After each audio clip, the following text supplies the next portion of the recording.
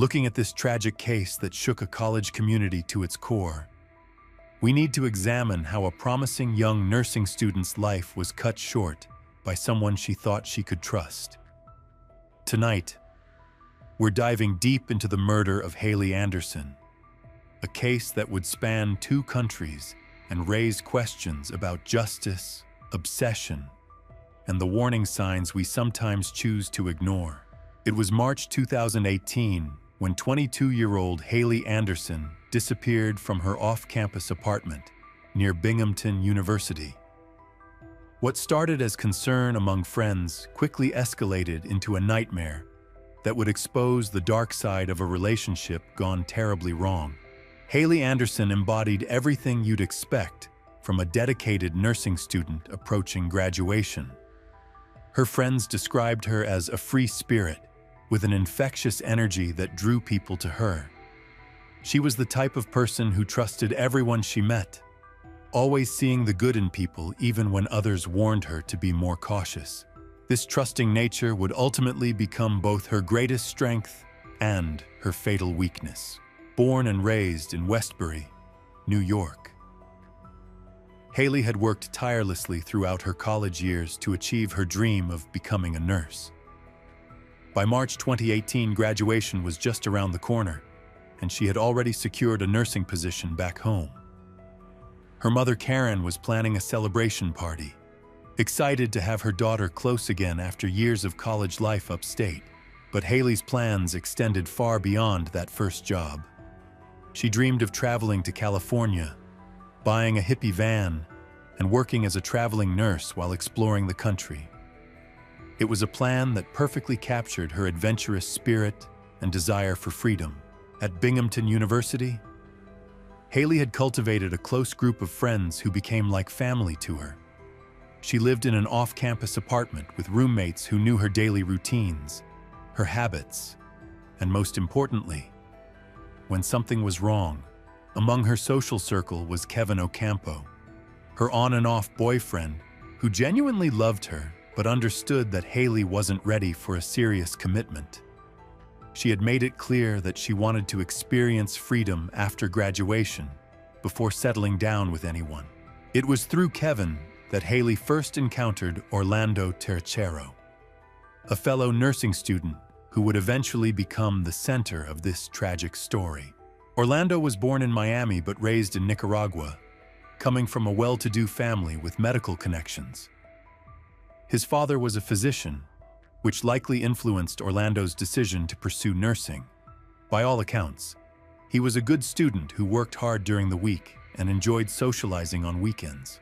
The initial meeting between Haley and Orlando happened in their nursing classes, but they didn't really connect until a party at Kevin's apartment during Haley's 4th year. Orlando and Kevin bonded over their shared Hispanic background and ability to speak Spanish, leading Kevin to invite Orlando to join his fraternity. What began as a friendship between the 3 of them gradually shifted into something more complicated. When Haley and Kevin took one of their breaks, Orlando crossed a line by pursuing Haley romantically. This created tension within their friend group, especially when Orlando's fraternity brothers pushed him out for getting involved with Kevin's girlfriend. The relationship between Haley and Orlando developed into its own on and off dynamic. Friends described their interactions as volatile, ranging from hysterical laughter to heated arguments. Sometimes they would avoid each other for weeks.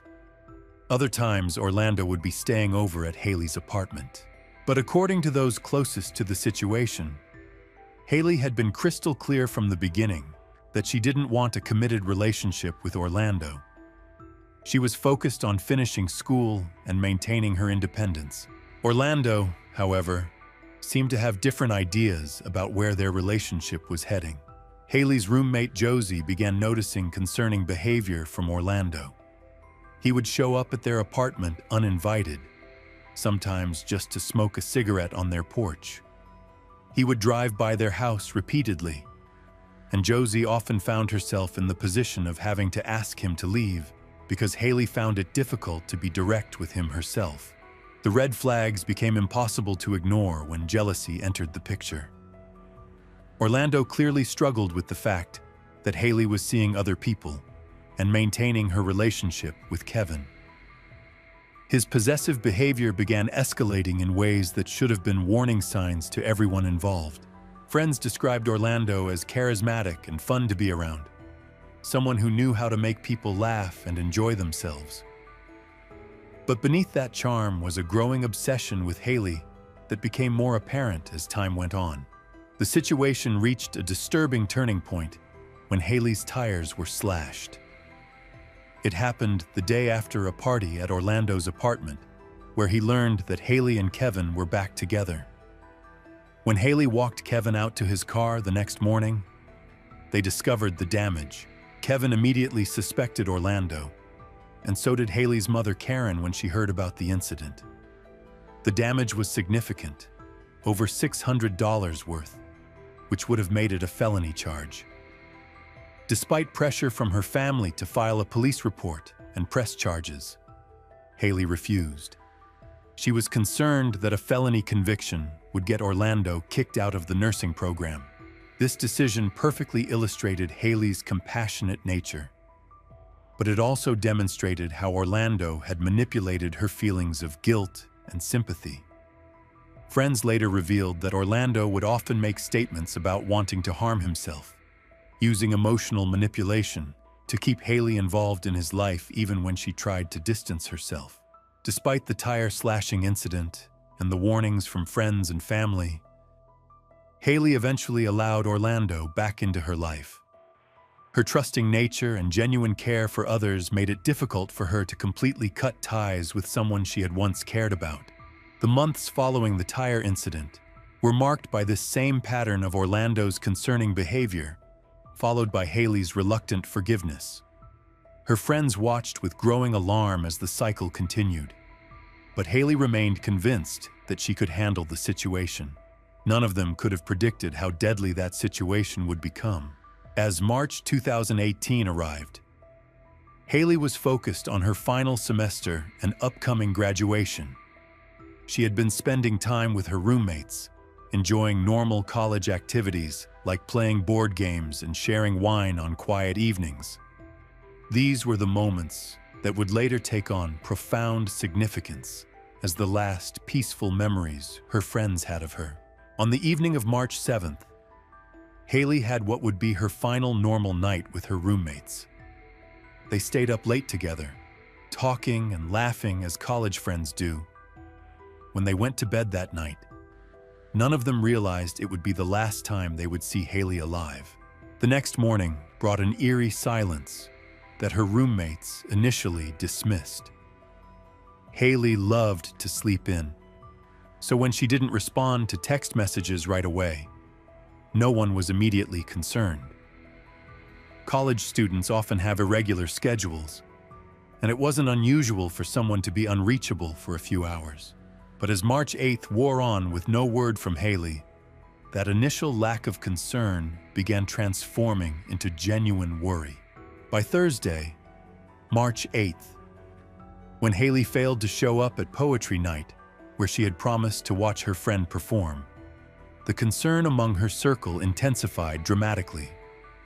Multiple attempts to reach her by phone went unanswered, which was completely out of character for someone who stayed in constant communication with her friends and family. Her roommates began piecing together the timeline of the previous evening, trying to understand when they had last seen or heard from Haley. The realization that she had been missing for over 24 hours without any contact sent alarm bells ringing through their tight-knit group. Meanwhile, back in Westbury, Karen Anderson remained unaware that anything was wrong. She and Haley had an agreement that they would talk every Sunday, respecting her daughter's independence while maintaining their close relationship. It was still early in the week, so Karen had no reason to suspect that her daughter was in danger. The breakthrough in locating Haley came through modern technology and the quick thinking of her roommates. One of them remembered that Haley had shared her location through the Find My Friends app on her phone. When they checked the app, it showed that Haley's phone was at Orlando's apartment. This discovery shifted the search from a general missing person case to a focused investigation at a specific location. The roommates made the decision to go to Orlando's apartment and see if they could find their friend. When they arrived at the house where Orlando lived, they knocked on all the doors, but received no response. Orlando's car was also missing from the property, which seemed to confirm that no one was home. However, the fact that Haley's phone was showing as being inside the apartment created an urgent need to investigate further. Faced with locked doors and growing fear for their friend's safety, the roommates made the difficult decision to climb through a window to gain entry to the apartment. This wasn't a decision they made lightly, but their concern for Haley outweighed their reservations about entering someone else's home without permission. What they discovered inside would haunt them for the rest of their lives. The roommate who entered first immediately screamed for the others to call 911. In Orlando's bedroom, they found Haley's lifeless body. She appeared pale and motionless, and even though they hoped against hope that she might still be alive, it was clear that something terrible had happened. The police response was immediate and comprehensive. Within minutes of the 911 call, the house was swarming with officers, investigators, and medical personnel. The scene quickly transformed from a college rental house into an active crime scene. Initial examination revealed that Haley had been strangled to death. The position of her body and the condition of the room suggested that the attack had been intimate and personal.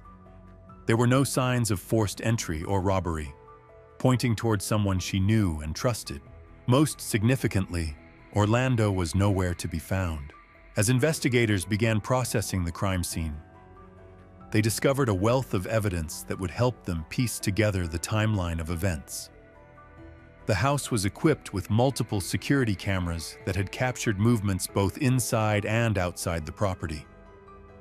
The camera footage revealed a chilling sequence of events that began in the early morning hours of March 8th. The first significant recording showed Haley and Orlando walking into the residence together. This would be the last time Haley was seen alive on any recording. After entering the apartment with Haley, Orlando was captured on camera leaving the residence multiple times over the following hours. However, Haley never appeared on any subsequent footage, suggesting that she never left the apartment after their initial arrival together. The timeline established by the security cameras painted a disturbing picture of Orlando's activities in the hours following Haley's death. Rather than immediately calling for help or reporting what had happened, he appeared to be methodically planning his next moves. Investigators tracked Orlando's movements through various pieces of evidence found in his apartment. A receipt led them to a local pharmacy where security footage showed him purchasing sleeping aids, including Zizquil and melatonin. This purchase occurred several hours after Haley's estimated time of death, suggesting he was attempting to cope with what he had done or prepare for his own suicide. The evidence suggested that Orlando returned to his apartment after the pharmacy visit and remained there for approximately 7 more hours. During this time, investigators believe he attempted to take his own life by hanging himself in the basement of the house. Physical evidence supported this theory. Officers found blood on the basement floor and a tie hanging from a doorway, along with hooks that could have been used in a suicide attempt. It appeared that Orlando had tried to hang himself but had fallen and injured himself in the process, explaining the blood evidence. Perhaps most damning was a handwritten note found in the apartment, written in Spanish. The note began with "Lamento mucho esto," which translates to "I'm really sorry about this." Orlando continued by writing that he never felt he could be capable of doing such a thing, and ended with "Father, I'll see you soon," a reference to his deceased father. This note served as both a confession and what appeared to be a suicide note, providing investigators with clear evidence of Orlando's guilt and his mental state following the crime. However, instead of following through with his apparent suicide plan, Orlando made a different choice. Approximately 16 hours before Haley's body was discovered by her roommates, security cameras captured Orlando leaving his apartment one final time, this time carrying luggage, with his head bandaged, likely from his failed suicide attempt. Orlando drove more than 3 hours to New York's JFK Airport. There, he boarded a plane that would take him back to his home country of Nicaragua, where he held dual citizenship. This flight represented Orlando's attempt to escape justice by fleeing to a country where extradition would prove complicated. His dual citizenship status meant that Nicaragua was not required to send him back to the United States to face charges, creating a potential legal nightmare for prosecutors. When District Attorney Steve Cornwell learned that Orlando had successfully fled to Nicaragua before they could arrest him, his first thought was the devastating possibility that a killer might have escaped justice permanently. The complexities of international law and extradition treaties meant that bringing Orlando back to face trial would be far from guaranteed. The case now required coordination between multiple law enforcement agencies, international cooperation, and navigation of complex legal frameworks that many local prosecutors rarely encounter. What had begun as a local murder investigation was about to become an international pursuit of justice. Meanwhile, the devastating news of Haley's death reached her family in the most heartbreaking way possible. Karen Anderson was at home when she noticed two men in a black car parked outside her house. When they approached her door and asked to speak with her, she knew immediately that something was terribly wrong. The officers sat her down and delivered the news that no parent ever wants to hear. They told her that Haley had been found dead, that she had been strangled, and that the primary suspect had fled the country. In that moment, Karen's world completely collapsed. The guilt and regret hit her immediately. She remembered the tire slashing incident and her insistence that Haley should have pressed charges against Orlando. She wondered if her daughter would still be alive if they had taken that threat more seriously, if they had recognized the warning signs for what they truly were. The international hunt for Orlando Tercero intensified as Nicaraguan authorities worked to locate the fugitive. Within days of his flight from New York, Orlando was tracked to his hometown of Chinandega, Nicaragua, where he had been hiding with family members. The political climate in Nicaragua complicated matters, but eventually, local police apprehended him at a hospital where he was receiving treatment for his self-inflicted injuries. A dramatic press conference in Managua showcased Orlando in custody, confirming to the world that he had been captured. However, capturing him was only the beginning of what would become a prolonged legal battle spanning two countries and two very different justice systems. District Attorney Cornwell initially pushed for extradition, hoping to bring Orlando back to New York to face second-degree murder charges. For over a year, diplomatic channels worked to secure his return, but the dual citizenship issue proved insurmountable. Nicaragua's constitution prohibited extraditing its own citizens, regardless of existing treaties with the United States. In September 2019, Cornwell received the call that would change everything. The Department of Justice delivered mixed news. Nicaragua would not extradite Orlando, but they were willing to prosecute him under their own legal system. While this wasn't the outcome anyone had hoped for, it represented Haley's family's only chance at seeing some form of justice. The charges in Nicaragua were different from what Orlando would have faced in New York. Instead of second-degree murder, he was charged with femicide, a specific crime recognizing the murder of women by men with whom they had relationships. This charge carried a maximum sentence of 30 years in prison.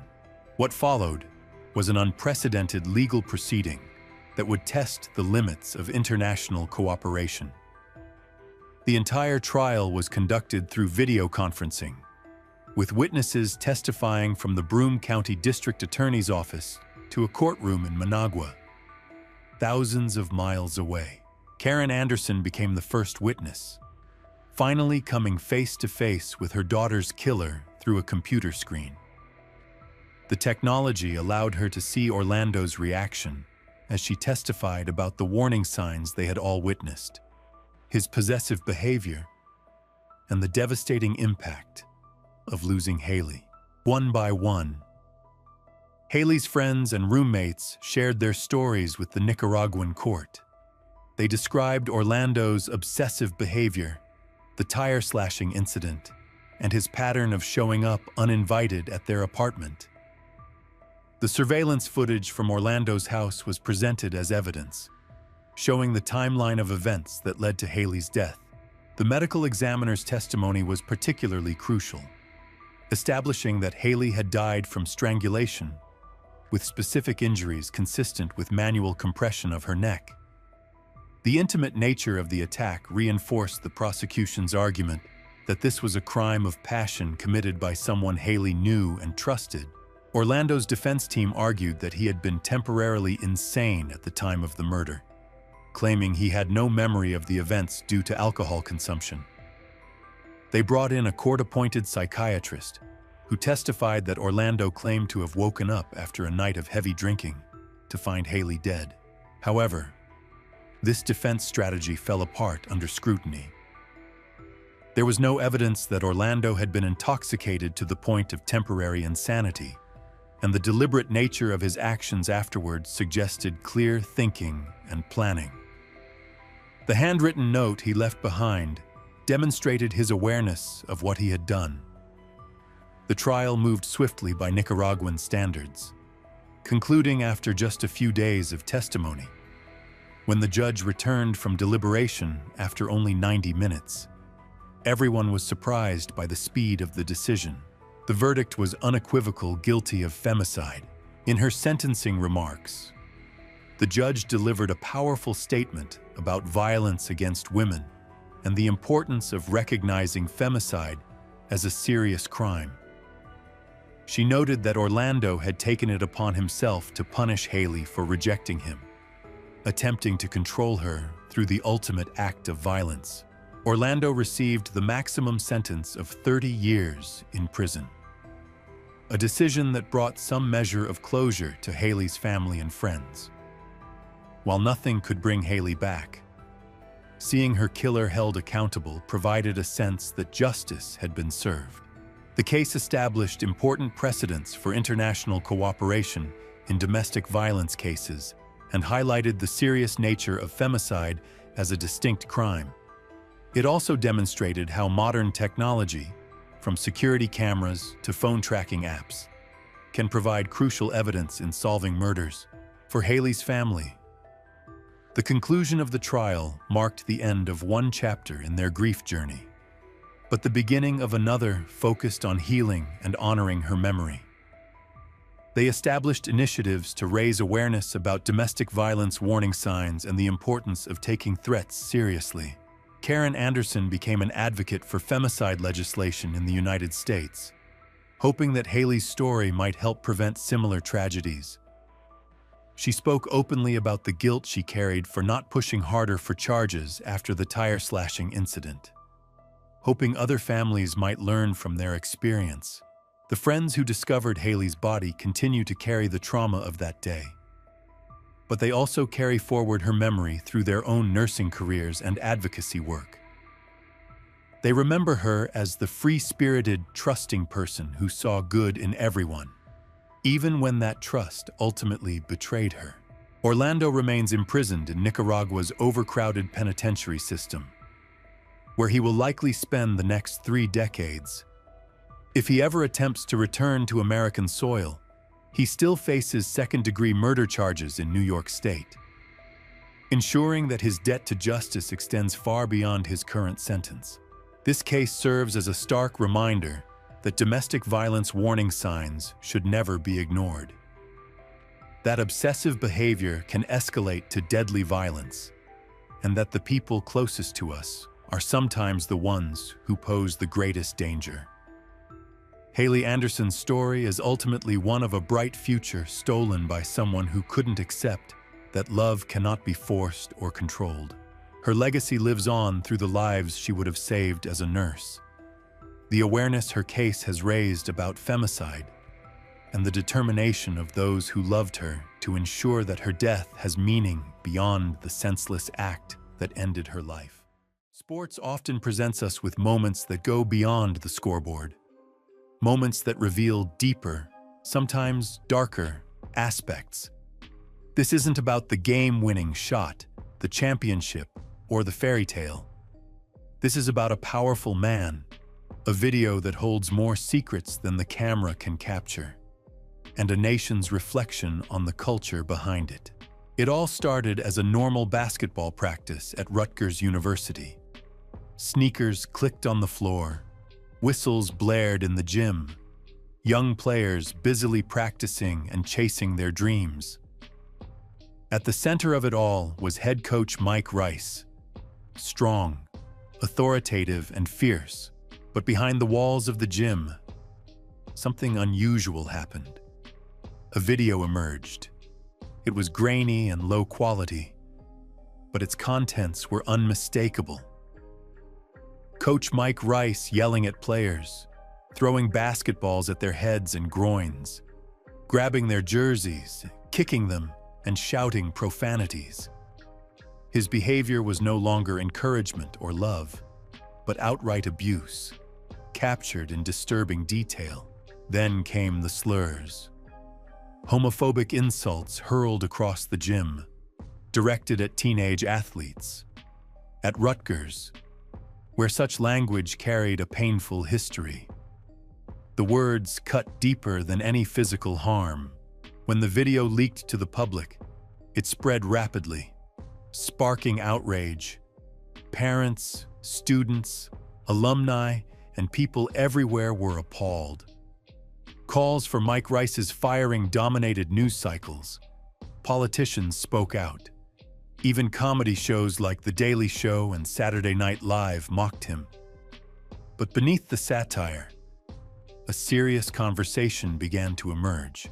Was Mike Rice just a single bad coach? Or was his behavior evidence of a more systemic problem in sports culture? Up until then, Mike Rice was an obscure figure outside collegiate basketball. Overnight, he became a symbol of toxic coaching, unchecked power, and what happens when winning at all costs overshadows basic decency. New Jersey Governor Chris Christie voiced the nation's disbelief, saying that if Mike Rice had been Kobe Bryant's coach, he would have smacked the hell out of him. Soon, parents everywhere were asking a haunting question whether they would let that man coach their child.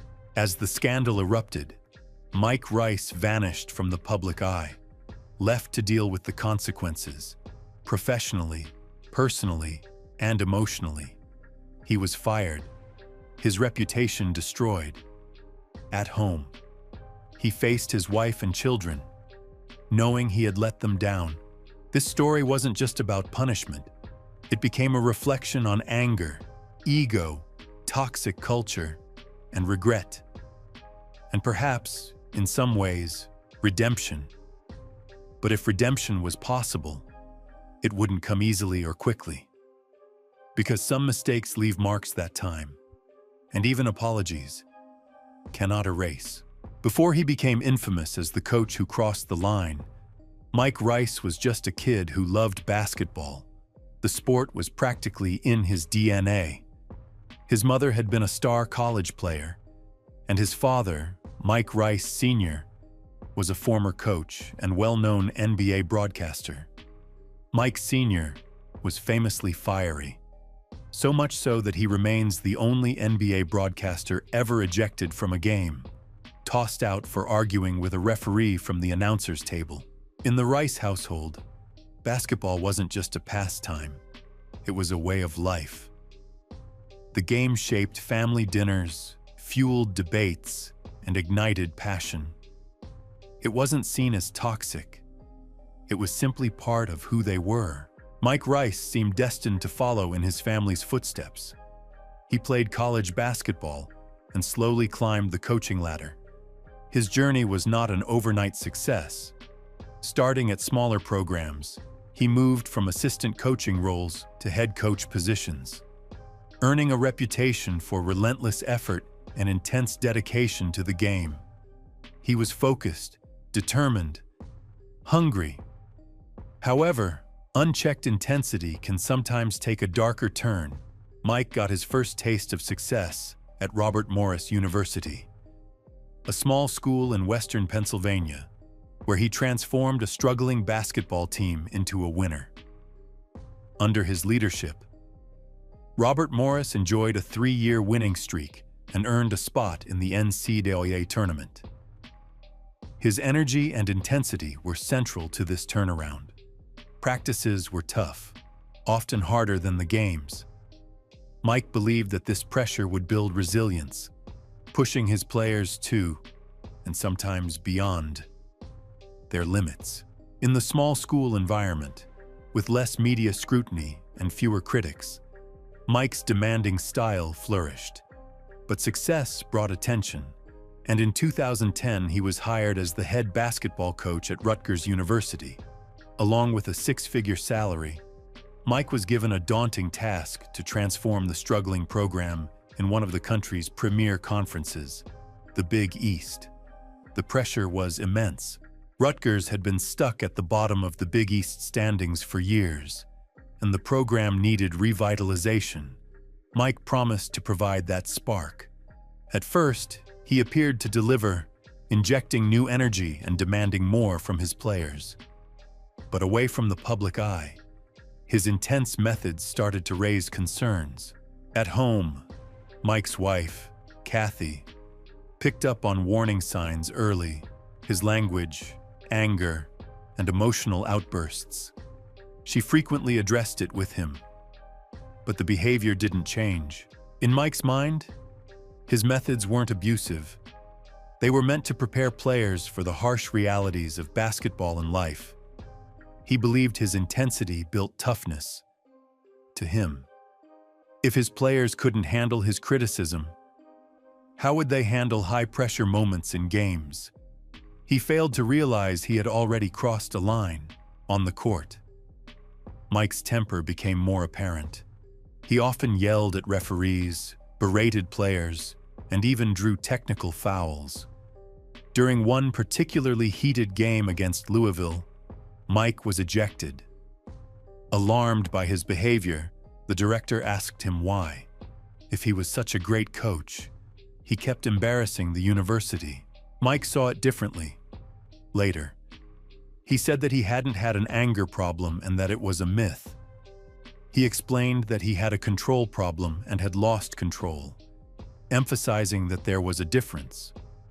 However, he ignored warnings from his wife, his bosses, and even his assistant coaches, all of whom had tried to curb his destructive behavior. Driven by his ambition to prove himself, Mike became increasingly tunnel-visioned, losing sight of the purpose of coaching. For a time, Mike's methods were overlooked because winning seemed to matter more than how he achieved it. Rutgers didn't fire him, choosing instead to wait and hope his behavior would improve. However, behind the scenes, someone was already taking action. Eric Murdoch, a former NBA player and assistant coach at Rutgers, had collaborated closely with Mike for many years. After Rutgers chose not to renew Eric's contract, he made a fateful decision, reviewing hours of internal practice footage, a public record since Rutgers is a state school. Eric compiled the worst examples of Mike's abusive behavior into a video and handed it over to the administration. That act set off a countdown to Mike's firing and the national scandal that would follow. Mike Rice came to Rutgers in 2010 as an unpolished but hungry coach who had transformed a small program into a winner. Unlike coaches with prestigious backgrounds or legendary mentors, Mike was scrappy and determined to prove he belonged. In a college sports culture fixated on immediate success, that hunger was enough for him to land the job. Rutgers needed change. After years of failure, the program had lost its fan base, student support, and financial backers. Mike promised to reignite passion, deliver results, and break the team out of its slump. At first, it appeared he might succeed, but his harmful methods ultimately overshadowed any progress he had made. From day one, he attacked his job with urgency. His approach was intense. He pushed players relentlessly, shouting and demanding more. Never satisfied, he wasn't a quiet or constructive coach. Instead, he screamed, cursed, and berated. Miss a defensive rotation, you'd get an earful. Fail a drill, you'd run it again and again, until you collapsed. Initially, some players respected his intensity, believing he was toughening them up, preparing them for pressure and the realities of life. They would say that was just how the coach was, and that he was old school. But his old school methods quickly crossed the line, repeatedly and behind closed doors. In the practice facility, his behavior escalated. He threw basketballs at players, sometimes at their legs, sometimes at their heads. He shoved them, yanked their jerseys, and hurled slurs, using homophobic insults like faggots, fairies, and sissies. He mocked and humiliated players. This wasn't an occasional lapse. It was systematic and ongoing abuse. This wasn't leadership. This was assault disguised as coaching. And the worst part, everyone saw it. Eric Murdoch, a former NBA player and respected figure in basketball, joined Mike's staff as the director of player development. At first, he supported Mike's vision, but what he witnessed shocked him. Disturbed, Eric started documenting the abuse. As a public university, Rutgers recorded all official team practices and stored the video footage. Eric sifted through hours of archived tape, compiling a reel of damning evidence. That reel would ultimately expose everything.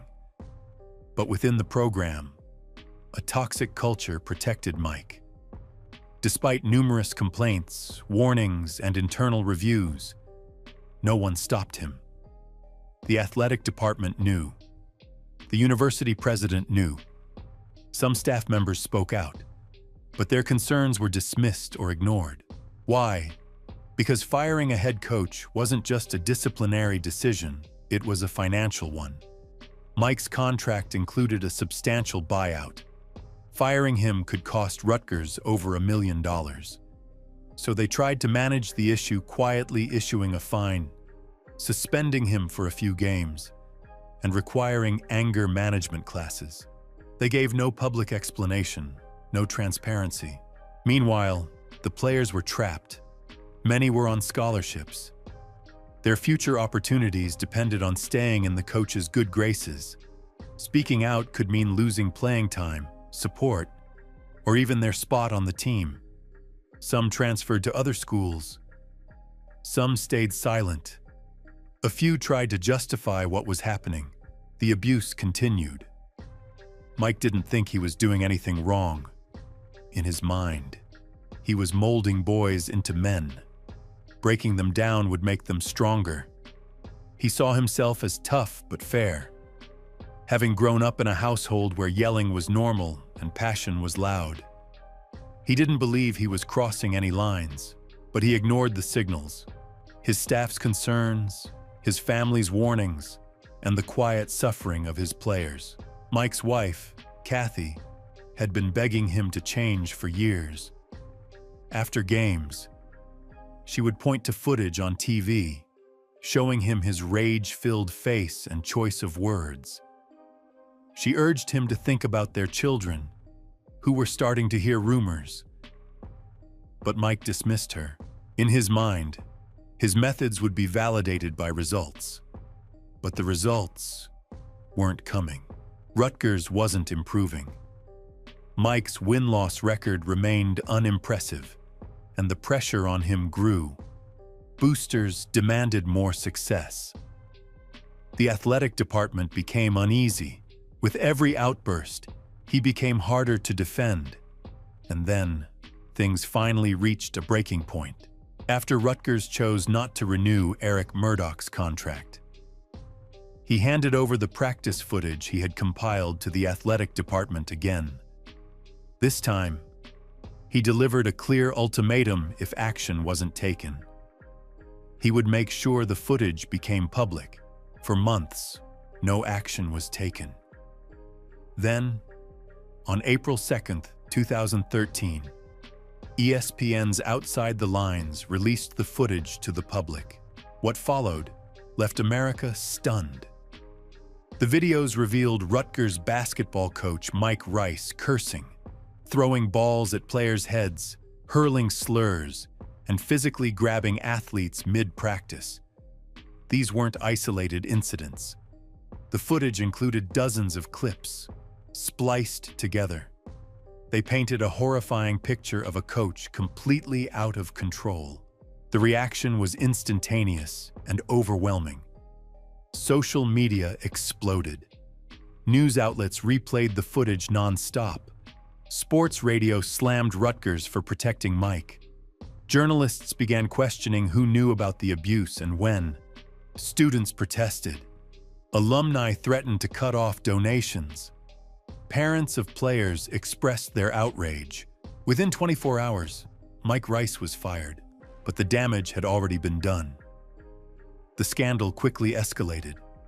Rutgers athletic director Tim Pernetti, who had decided not to fire Mike earlier, resigned. The university's general counsel stepped down. The president of Rutgers faced intense criticism. Everyone involved in keeping the abuse under wraps was now under investigation. This was no longer just about Mike. It exposed deeper issues within college athletics. A culture that prioritized winning over player welfare. A system where money outweighed morality. A tradition where young athletes, many still teenagers, were expected to stay silent about mistreatment. Mike disappeared from public view, becoming synonymous with disgrace.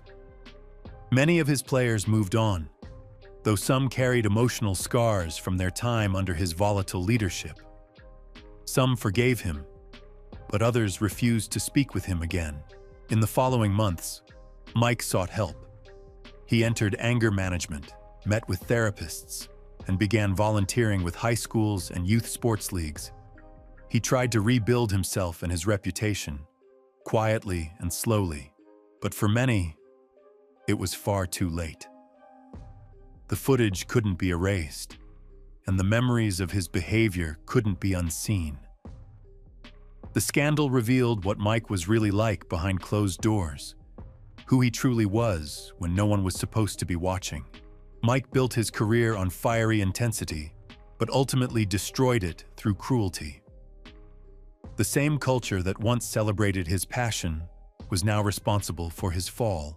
In early April 2013, the footage went viral. Grainy practice clips shot inside Rutgers' basketball facility were broadcast nationwide by ESPN's Outside the Lines.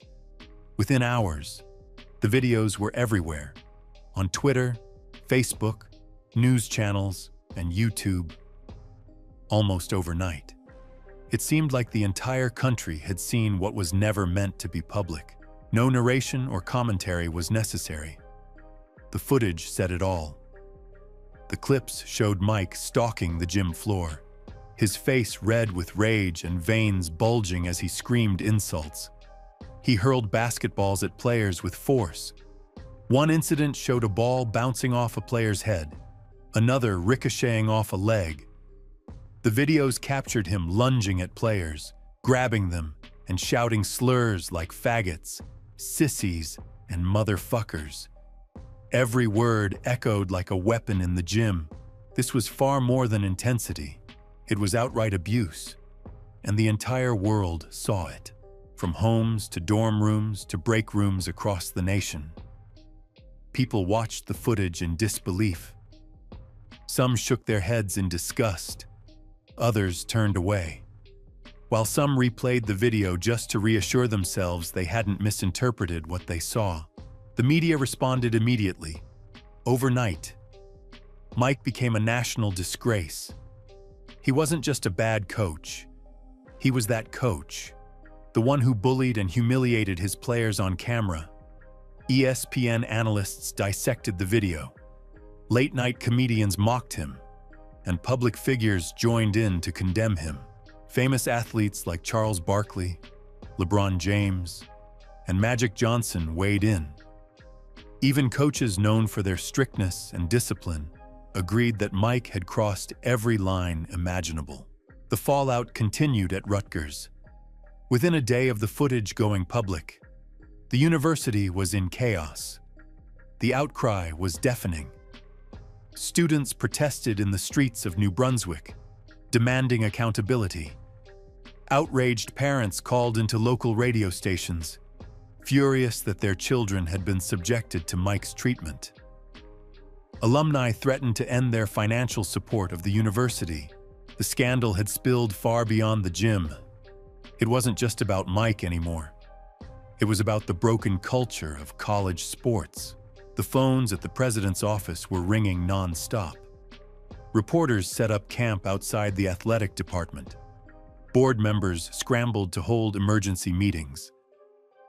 At the center of the chaos was Tim Pernetti, the athletic director who had seen the footage months earlier, but chose not to fire Mike Rice. It was soon obvious that this wasn't a case of a university blindsided by new revelations. Rutgers had already known. The video had been submitted months prior, and internal meetings had taken place. Mike had been suspended for 3 games, fined $75,000, and ordered to attend anger management. But the video itself was kept under wraps. Now, that decision seemed like a deliberate cover-up. Tim Pernetti released a public statement saying that he had always tried to do what was right. But in that case, he regretted not taking stronger action sooner. His statement did little to control the damage, but by then, the damage was done. The entire Rutgers athletic program was under intense scrutiny. Critics questioned the university's leadership, its values, and the culture that allowed such behavior to go unchecked. Even New Jersey Governor Chris Christie weighed in, calling the video footage appalling and stating Mike should have been fired immediately. The scandal reached beyond Rutgers, prompting colleges nationwide to re-examine their policies and oversight. If such behavior could happen and be documented at Rutgers, what might be happening behind closed doors elsewhere? Meanwhile, Eric Murdoch, the whistleblower who turned in the tape, sparked mixed reactions. Some hailed him as a hero for exposing the toxic culture, while others accused him of acting out of spite after his contract wasn't renewed. Eric dismissed the accusations, saying in interviews that he hadn't done it for revenge, but because he believed it was wrong. He stated that what Mike did to those players was not how human beings should be treated. As the media frenzy slightly subsided in the weeks that followed, the consequences of the scandal continued to unfold. Former players' parents began speaking out, revealing that their sons came home emotionally drained. Some admitted they had advised their children to stay quiet, not wanting to risk losing their scholarships.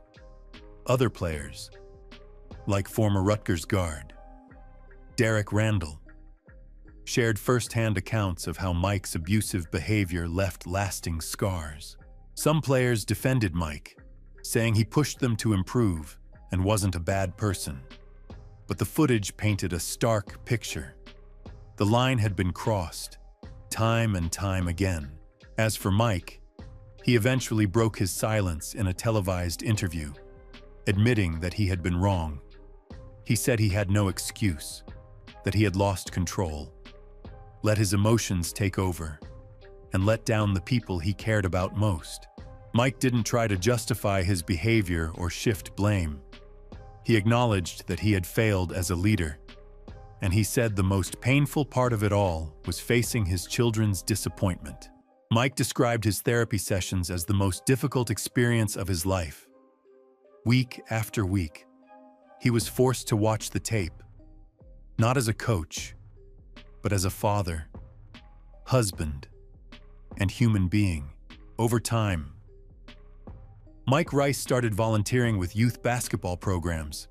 He led clinics, mentored young players, and gave speeches about emotional control and the power of words. Some viewed these actions as genuine growth, while others saw them as an attempt to repair his reputation. Regardless of intent, the scandal cast a lasting shadow. The Rutgers basketball program struggled to recover. Recruiting efforts faltered, players transferred, morale plummeted, and the university spent years working to rebuild trust with students, families, and donors alike. The NCAA, already criticized for other issues, faced renewed scrutiny over its lack of oversight and the treatment of student athletes. Lawmakers pushed for reforms aimed at protecting athletes from abusive coaching. Some schools introduced stricter reporting systems, while others quietly re-examined their own programs, hoping to avoid a similar controversy. Yet despite these reforms, one fundamental truth remained: no policy. Training, or code of conduct, can stop abuse without individuals stepping up to confront it when they see it. The Rutgers case wasn't just about a coach losing his temper. It exposed a system that enabled and protected him while silencing those who tried to speak out. Mike didn't just betray his players. The institution failed them as well. That's why the video was so shocking. It wasn't just the disturbing footage. It was the years of silence, excuses, fear, money, and a toxic culture that allowed this behavior to thrive behind closed doors. In a televised interview, Mike issued a public apology, not to save his career, which was nearly destroyed, but to explain what had driven him to that point. He admitted that he had been out of control and that he had let his competitive drive override his values. He also confessed that he had coached through fear and anger, and that wasn't the kind of person he wanted to be. He didn't cry or plead for forgiveness. He didn't offer excuses. Instead, he took responsibility for his actions, acknowledging the pain he caused, especially to his players. Still, many remained skeptical. Some dismissed his remorse as calculated and insincere, a case of too little, too late. After all, how could someone who hurled slurs one year claim personal transformation the next? Former players were divided. Some privately spoke of enduring trauma, panic attacks, mistrust of authority, and memories of practices burned into their minds. Others defended Mike, arguing that he never intended harm and had helped them grow tougher and more focused. Yet even his supporters couldn't ignore the undeniable truth captured on video. This wasn't speculation. It was documented abuse. Rutgers didn't forgive him. The NCAA didn't welcome him back. No other programs reached out. His name became toxic. Parents didn't want him around their kids. Colleges avoided dealing with the questions his presence would raise. So Mike started over, not with college athletes, but with kids.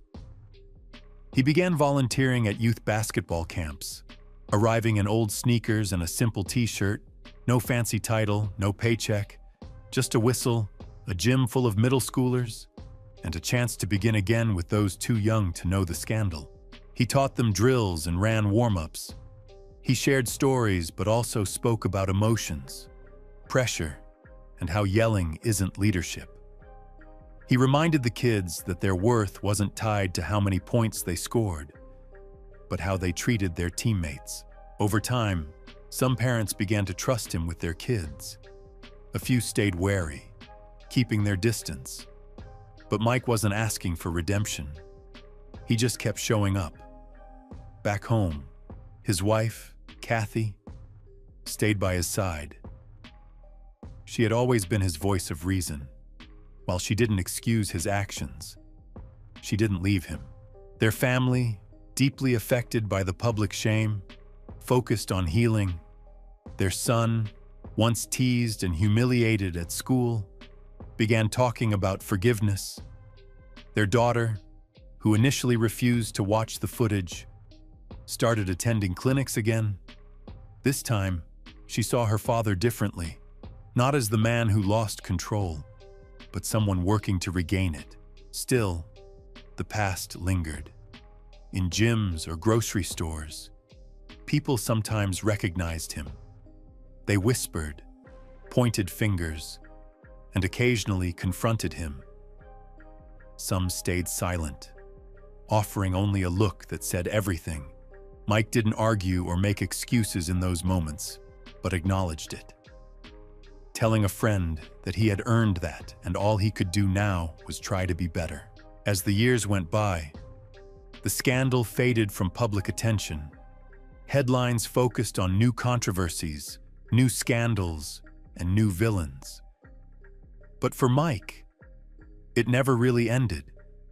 It stayed with him in therapy sessions, family dinners, and the quiet moments at kids' basketball camps between drills. He never coached college basketball again. He didn't aim for national recognition. He never even tried. Instead, he kept rebuilding, not for public opinion or media redemption, but for the people closest to him. The ones he faced every day. The ones who mattered the most. This wasn't about fixing his reputation. It was about accepting responsibility. And that is the difference between regret and true remorse. The Mike scandal didn't end with his firing. It sparked a reckoning. It forced college athletics to reevaluate the line between being a tough coach and being abusive. It revealed how some institutions prioritize image over accountability.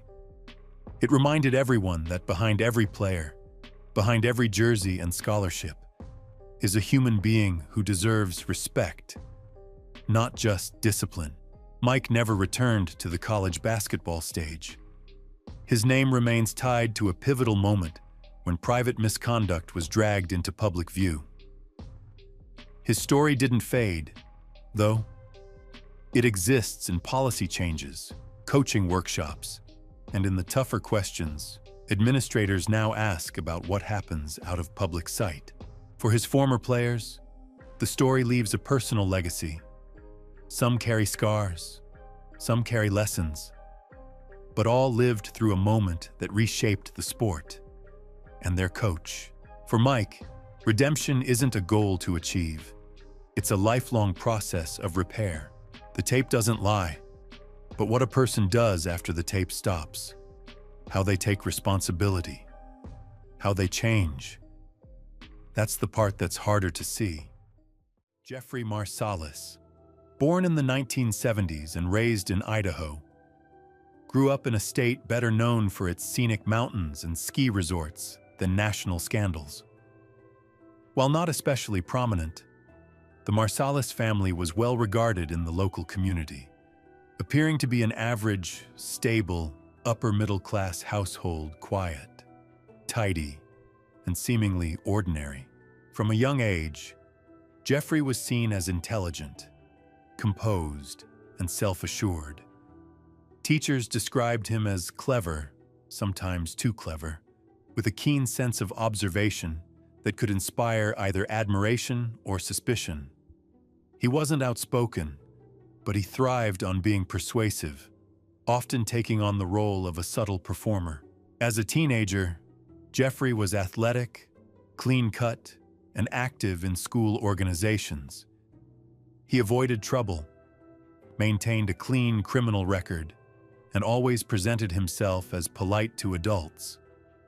His outward appearance and demeanor painted a picture of an ambitious young man, underestimated by some but clearly driven. After high school, Jeffrey pursued higher education and enrolled in nursing school. He chose a career in healthcare, a field grounded in trust and compassion, traits he effectively portrayed. He never completed an advanced degree, though his partial education helped him speak confidently about healthcare, impressing those less familiar with the field. In the early 2000s, Jeffrey moved to Philadelphia, a city full of educational institutions and professional opportunities. He rented a small apartment and began presenting himself as Dr. Jeff, weaving lies and truths together so seamlessly it was hard for others to discern reality. He constructed elaborate personas, portraying himself as a doctor, Navy officer, CIA agent, trauma surgeon, and even astronaut, tailoring his identity to suit his audience. His act was convincing, complete with props like stethoscopes, military gear, badges, NASA memorabilia, and forged documents, all reinforcing his false narratives.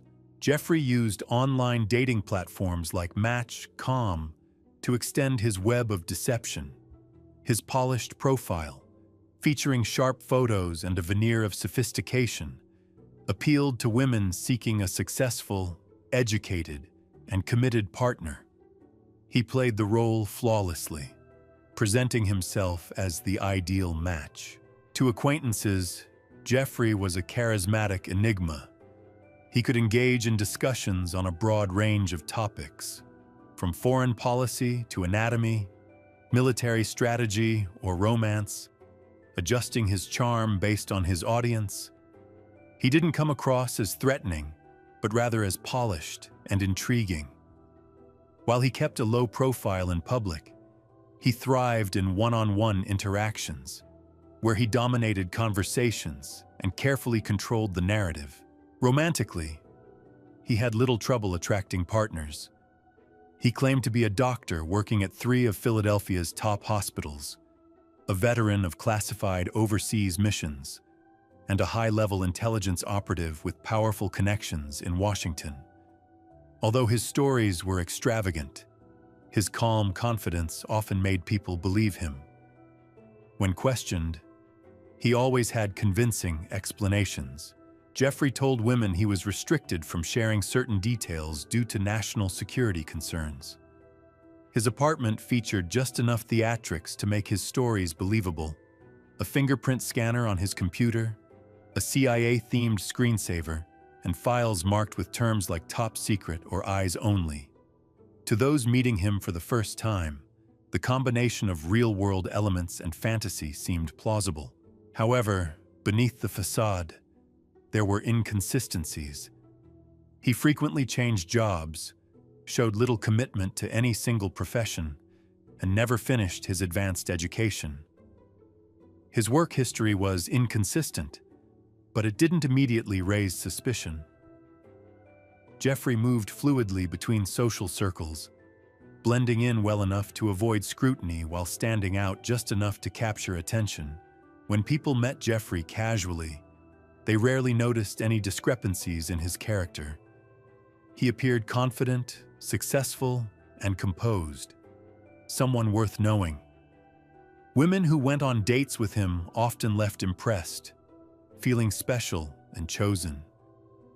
Jeffrey had a knack for quickly understanding people, figuring out what they wanted to hear, and delivering it. It wasn't just simple charm. It was a calculated strategy. Yet, behind his polished image, Jeffrey had no close friends and confided in no one. He was constantly on the move, reshaping his identity to fit the moment. Whether in Philadelphia or Idaho, the story was always the same: Dr. Jeff, a man with purpose, connections, and nothing that seemed worth questioning. But the truth was starkly different. Jeffrey was none of the things he claimed to be. He had no medical license, no military experience, and no credentials to support the image he meticulously curated. For years, no one saw through his act.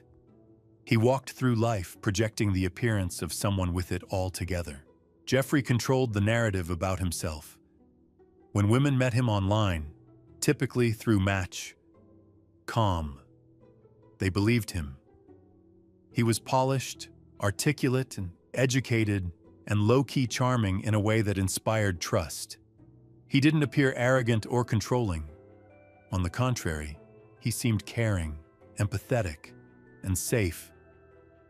But things were not as they seemed, and troubling patterns began to surface.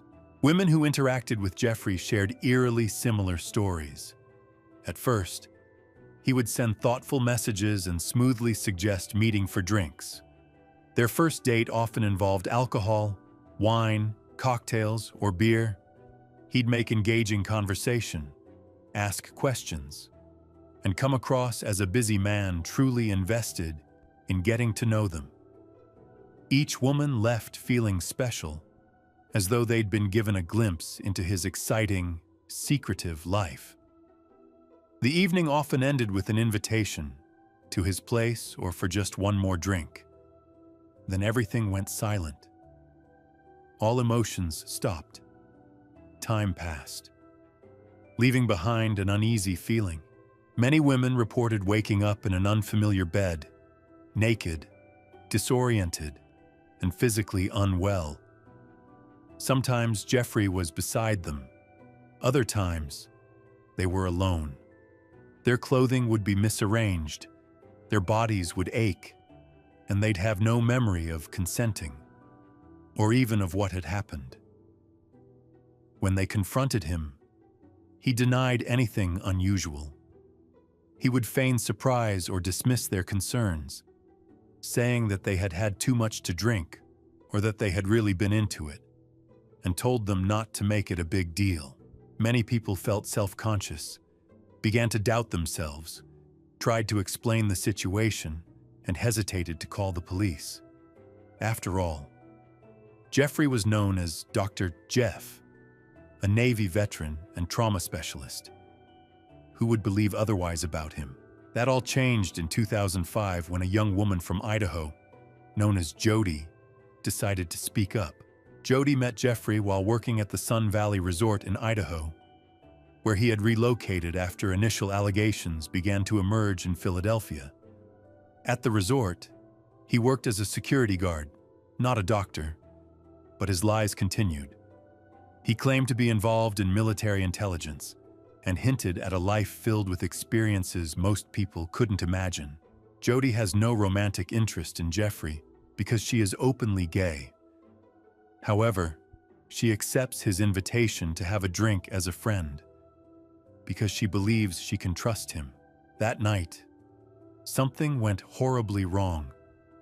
After Jody left her beer unattended and later drank from it, she suddenly felt dizzy and disoriented. She tried to leave, but Jeffrey insisted on walking her home. She eventually passed out. The next morning, she woke up naked in an unfamiliar room, vomiting and feeling physically violated. Her memories were fragmented, but her instincts told her something terrible had happened. Meanwhile, Jeffrey acted as though nothing was wrong, calling her his little gay buddy and walking her back to her dorm. But Jody refused to ignore her intuition. She went to the hospital, contacted the police, and submitted to an abuse kit exam immediately. Unlike the women in Philadelphia, Jody had physical evidence, DNA and medical documentation that confirmed her story. Meanwhile, in Philadelphia, the Special Victims Unit had already begun piecing together complaints against Jeffrey. Quiet investigations had started after one woman came forward months earlier.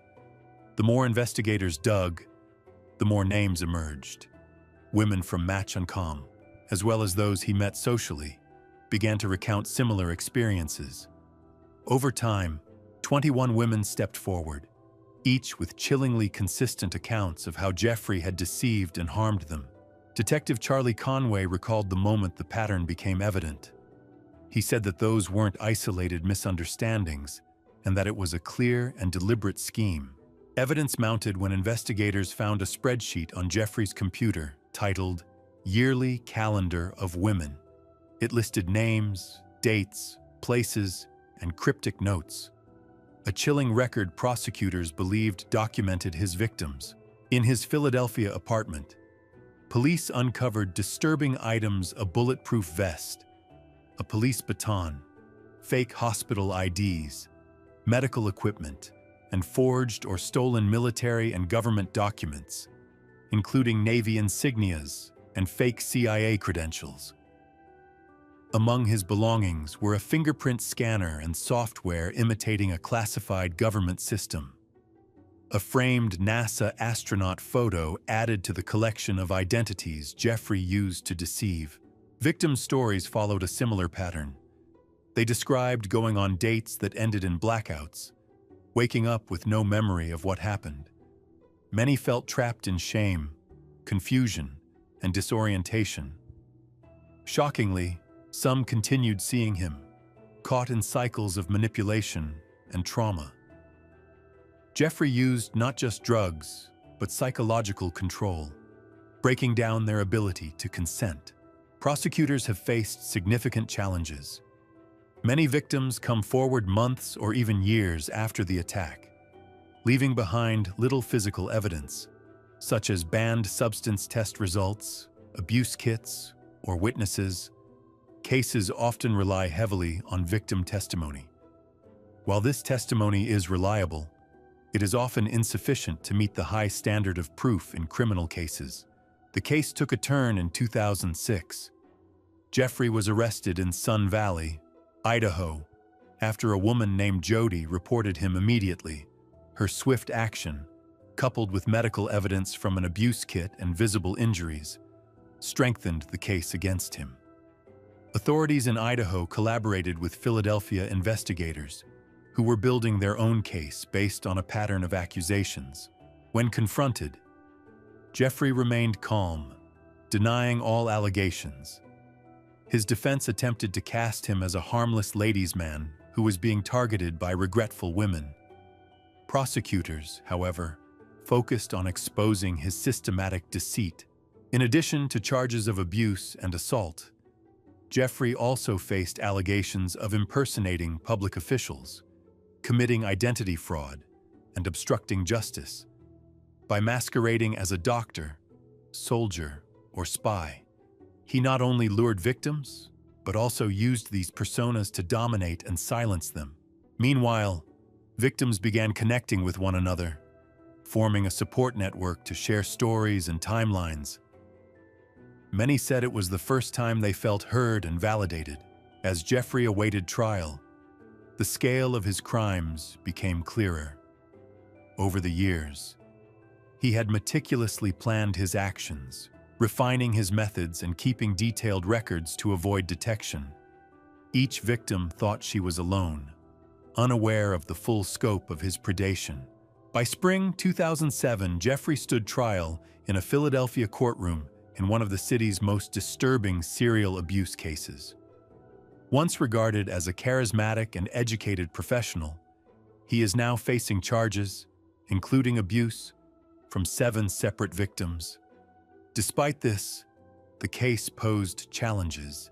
Prosecutors had no physical evidence from the Philadelphia victims, no toxicology reports, no abuse kits, and no witnesses. What they did have were consistent, compelling testimonies from women who had never met each other, but shared the same harrowing stories. They described Jeffrey's charm, his offers of drinks, the unexplained blackouts, and waking up confused, violated, and ashamed. Assistant District Attorney Joe McGettigan built the case around this consistency, along with the damning spreadsheet found on Jeffrey's laptop. The yearly calendar of women provided names, dates, and chilling notes that painted a picture of systematic abuse. Prosecutors also introduced evidence of Jeffrey's fake identities, including a CIA badge, hospital IDs, and military props, used to manipulate and exploit his victims, one by one. The women testified. Many wept. Others trembled as they recounted their trauma. They spoke about sickness, helplessness, self-blame, and waking up disoriented with their clothes in disarray. Some admitted staying in touch with him afterward, explaining how psychological manipulation left them unable to confront their abuse. This emotional confusion became a focal point of the defense's argument. Defense attorney James Funt argued that all the encounters were consensual, claiming the accusers felt regret, not trauma. He highlighted the absence of timely police reports and pointed out inconsistencies in their recollections. The defense also noted the lack of medical evidence, arguing that in a case based solely on memories, doubt was unavoidable. Jeffrey sat silently in the courtroom, rarely showing emotion and occasionally smiling. He portrayed himself as a victim of a vendetta, targeted for his persona rather than his actions. His defense team insisted he never claimed to be a CIA agent or a doctor, arguing these were misunderstandings or exaggerations created by the women themselves. In March 2007, the verdict was announced. Jeffrey was acquitted of all charges except 2, for which he was found guilty of abuse. His acquittal on the most serious charges shocked many, particularly the women who had risked everything to testify. While the partial conviction was a legal victory, it felt emotionally hollow. Jeffrey was released on bail. However, his legal troubles were far from over. In Idaho, Jeffrey faced a separate, much stronger case, built on physical evidence. In 2009, he was tried in Blaine County for the abuse of Jody, a 21-year-old woman who had immediately sought medical help and cooperated fully with law enforcement. This time, the prosecution had what was missing in Philadelphia: an abuse kit, DNA evidence, documented injuries, and a clear timeline. They presented expert witnesses and highlighted the consistency between Jody's account and stories told by women from the previous case. Jeffrey's history, detailed in his spreadsheet and patterns of behavior, was laid bare. Jody testified with precision, recounting the night she drank with Jeffrey, how she detected something granular in her beer, the disorientation that followed, and the terror of waking up naked beside him. Her testimony was clear, her fear undeniable. The defense once again argued that the encounter was consensual and claimed Jody had misinterpreted the situation. But the jury rejected their narrative. In 2009, Jeffrey was convicted of abuse in Idaho and sentenced to life in prison. For the first time, the justice system handed down a punishment that matched the severity of Jeffrey's crimes. Crimes many believed he had been committing for years. The courtroom in Idaho resounded with relief, a stark contrast to the frustration felt in Philadelphia 2 years earlier. Jeffrey's carefully constructed double life had crumbled. The man who once boasted about being a doctor, Navy SEAL, CIA operative, and even an astronaut, was now just another inmate. For the women who testified against him, the legal outcomes brought both vindication and lingering pain. In Philadelphia, his acquittal on the most serious charges devastated many. 21 women shared their stories, but their voices were not reflected in the final verdict. In Idaho, however, the guilty verdict and life sentence represented a long-awaited moment of accountability. For Jody, the survivor whose immediate actions and forensic evidence proved pivotal, it was more than a legal triumph, it was deeply personal. Her courage to speak out promptly and consistently made all the difference. Her case demonstrated what is possible when survivors are believed, supported, and protected by the justice system. The Jeffrey case stands as a chilling example of how image, privilege, and manipulation can allow someone to avoid accountability for years. He had no criminal record, dressed impeccably, and spoke with professionalism and authority. In a justice system often plagued by doubt and contradiction, these traits worked in his favor until they didn't. The case also reignited debates on how the legal system deals with dating abuse, especially when physical evidence is lacking. Prosecutors and victims' advocates highlighted the narrow definitions of proof and the challenges of pursuing cases where the weapon isn't a knife, but a drink.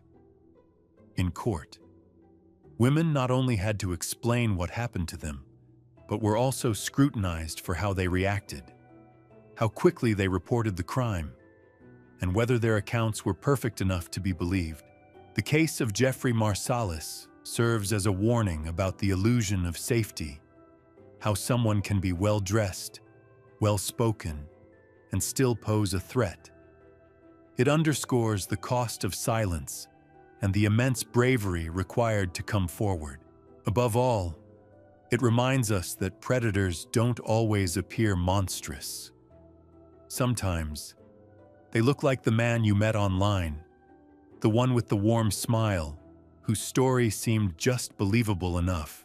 Jeffrey's deception was widespread, but in the end, it wasn't enough to protect him. May 5th, 2009. A date that would forever change a quiet suburban community and shatter the illusion of safety that so many families take for granted. What started as a routine morning would quickly transform into one of the most shocking and disturbing crime scenes that seasoned investigators had ever encountered. Picture this. You're living in what appears to be the perfect American neighborhood. Tree-lined streets, well-maintained homes, children playing in front yards. The kind of place where people still wave to their neighbors and leave their doors unlocked. Where the biggest worry might be whether the kids remembered their homework or if dinner would be ready on time. But sometimes, evil hides behind the most ordinary facades. Sometimes, the person you trust most becomes the very person you should fear. And sometimes, the warning signs are literally written on the wall. This is the story of a family that seemed to have everything: a devoted mother, 2 young boys with bright futures ahead of them, and a father who worked in security, protecting others for a living. It's also the story of how quickly that perfect life can crumble when secrets, lies, and obsessions collide in the most devastating way possible. The morning began like countless others in Columbia, Illinois, a small community just outside St. Louis, where neighbors knew each other by name and children rode their bikes safely through quiet subdivisions. It was the kind of place where violent crime seemed impossible, where families moved to escape the dangers of city life. Christopher Coleman had left his house that morning around 5:40, heading to the gym as part of his regular routine. His wife Sherry and their 2 sons, 11-year-old Garrett and 9-year-old Gavin, were still sleeping peacefully in their beds. Or at least, that's what everyone believed at the time. By 7 in the morning, Chris was trying to reach his family by phone. When nobody answered, concern began to creep in. After all, Sherry should have been awake by then, getting the boys ready for school, going through the familiar morning rituals that define family life. What happened next would expose a web of deception so twisted and cruel that it would challenge everything this community thought they knew about the people living among them. Detective Justin Barlow lived just across the street from the Coleman family. For 5 years, he had been their neighbor, watching their children grow, exchanging pleasantries over backyard fences. When Chris called that morning, asking someone to check on his family, Barlow had no idea he was about to walk into a nightmare. The house looked normal from the outside. Nothing seemed out of place. The kind of suburban home you'd see in any middle-class neighborhood across America. But appearances, as we're about to discover, can be devastatingly deceiving. Barlow approached the front door first, peering through windows, looking for any sign of the family inside. When that revealed nothing, he made his way around to the basement area. That's when he noticed something that would prove to be crucial to understanding how this horror unfolded. A basement window was open, not just unlocked, but actually open, in a house where the family had been receiving death threats, where security should have been paramount. This detail would later raise serious questions about what really happened that night. The detective entered through the basement, making his way up the stairs toward the main floor of the house. The first thing that hit him wasn't what he saw, but what he smelled.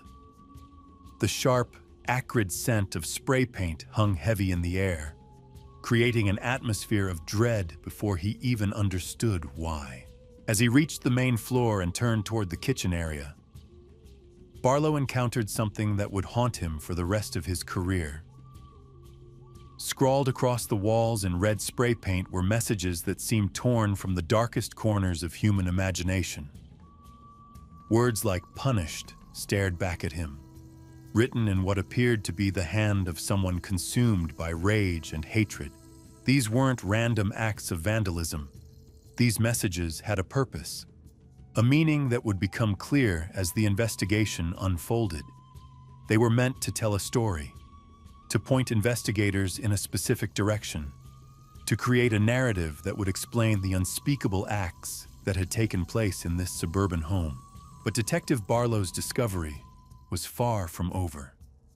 Following the trail of disturbing messages, he made his way upstairs to the bedrooms where the family should have been sleeping safely. What he found there would shake this small community to its core and launch one of the most intensive investigations in the region's history. The scene upstairs was one of calculated brutality, masked by an attempt to stage something else entirely.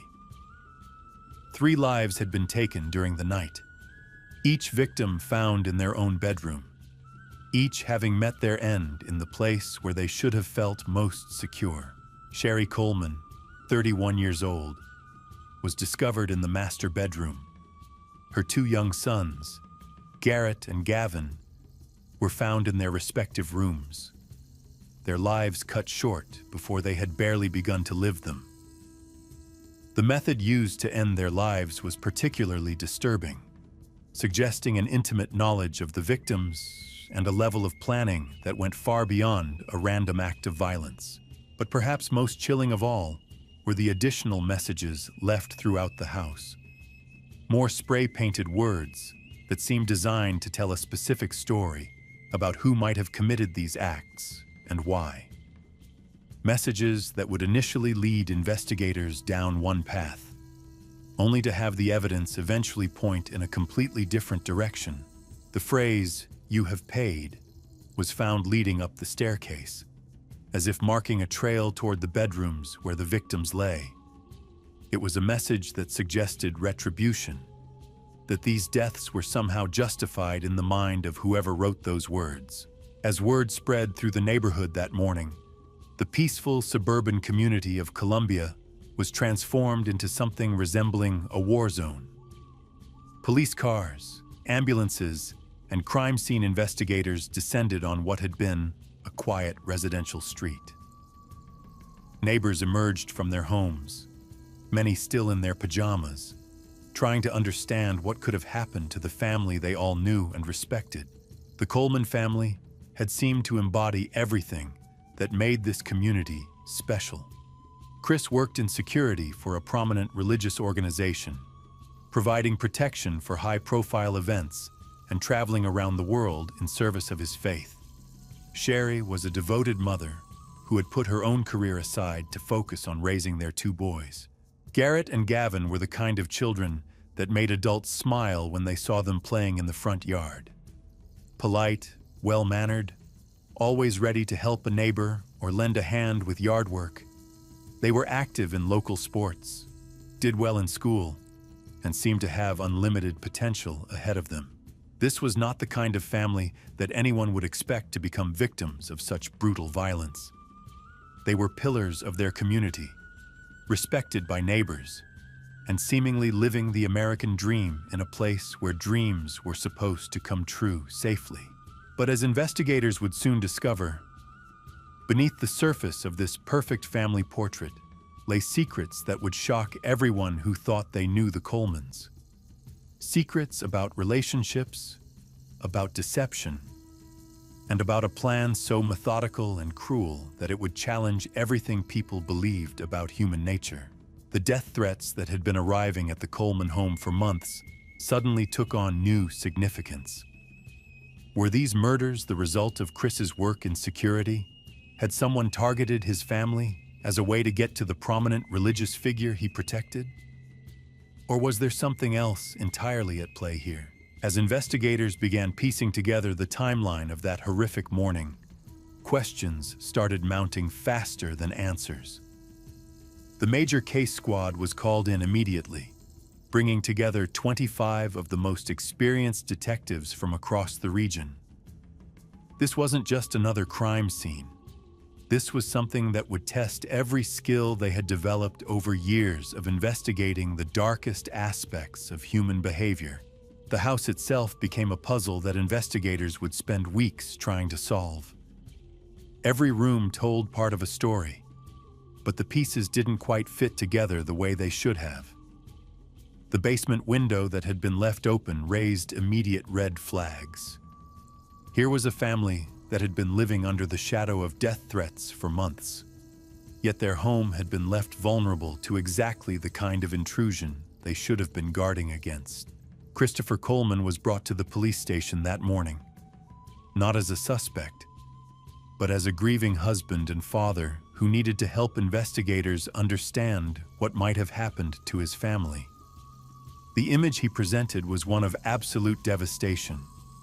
A man whose world had just collapsed around him, who couldn't comprehend how such evil could have touched his loved ones. But experienced detectives know that grief can manifest in many different ways. Some people become hysterical, others withdraw completely. Some ask endless questions about what happened and how their loved ones died. Chris Coleman's reaction fell into none of these typical categories, and that began to concern the investigators who were trying to help him. During those first crucial hours of questioning, Coleman seemed oddly detached from the horror that had befallen his family. He never asked about the specific details of how his wife and children had died. He didn't demand to know what evidence had been found or what leads investigators were pursuing. For a man whose family had just been brutally murdered, his lack of curiosity struck the detectives as unusual. The investigation quickly expanded beyond the confines of Columbia, Illinois. If these murders were connected to Coleman's work in security, then the suspect pool could include anyone from around the world who might have harbored resentment against the religious organization he protected. Investigators began tracking down individuals who had sent threatening emails or made hostile comments about the ministry's work. It was painstaking detective work that involved following leads across multiple states and even international boundaries. Every person who had ever expressed anger or frustration had to be located and their whereabouts verified for the night of the murders. It was the kind of investigation that could take months or even years to complete thoroughly. But while that global search was underway, investigators were also looking more closely at the evidence found within the Coleman home itself. The spray-painted messages that had initially seemed to point toward an outsider with a grudge began revealing details that didn't quite match the narrative they appeared to tell. The handwriting analysis became a crucial component of the investigation. Experts were brought in to examine every letter, every stroke of the spray paint that had been used to create those menacing messages. What they discovered would eventually become one of the most damning pieces of evidence in the entire case. Meanwhile, the community of Columbia was struggling to come to terms with the reality that such violence could occur in their peaceful neighborhood. Parents began walking their children to school instead of letting them go alone. Neighbors started locking doors that had remained open for years. The sense of security that had drawn so many families to this area was shattered in a single morning. Local churches organized prayer vigils and support groups for families who were having trouble explaining to their children how something so terrible could happen to people they knew. The psychological impact rippled through the entire community, affecting not just those who knew the Colemans personally, but anyone who had ever felt safe in their own home. As the investigation progressed, detectives began uncovering aspects of Christopher Coleman's life that painted a very different picture than the one his neighbors and community members had known. Phone records, computer files, and financial documents started revealing a complex web of relationships and motivations that had nothing to do with religious extremists or international threats. The death threats that had been arriving at the Coleman home for months suddenly took on a different significance as investigators dug deeper into their origins. Computer forensics experts were brought in to trace the digital footprints of these threatening messages, and what they discovered would turn the entire investigation on its head. Every email, every letter, every threatening communication was subjected to the most advanced analysis available. The technology existed to trace these messages back to their source, to determine not just where they had come from, but what devices had been used to create them.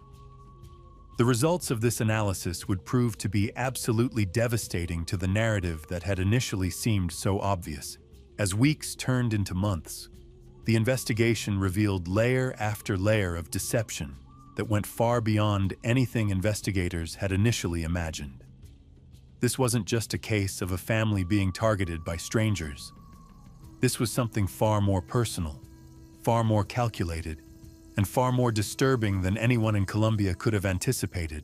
The perfect family that neighbors had admired was revealed to be struggling with issues that nobody outside their home had ever suspected.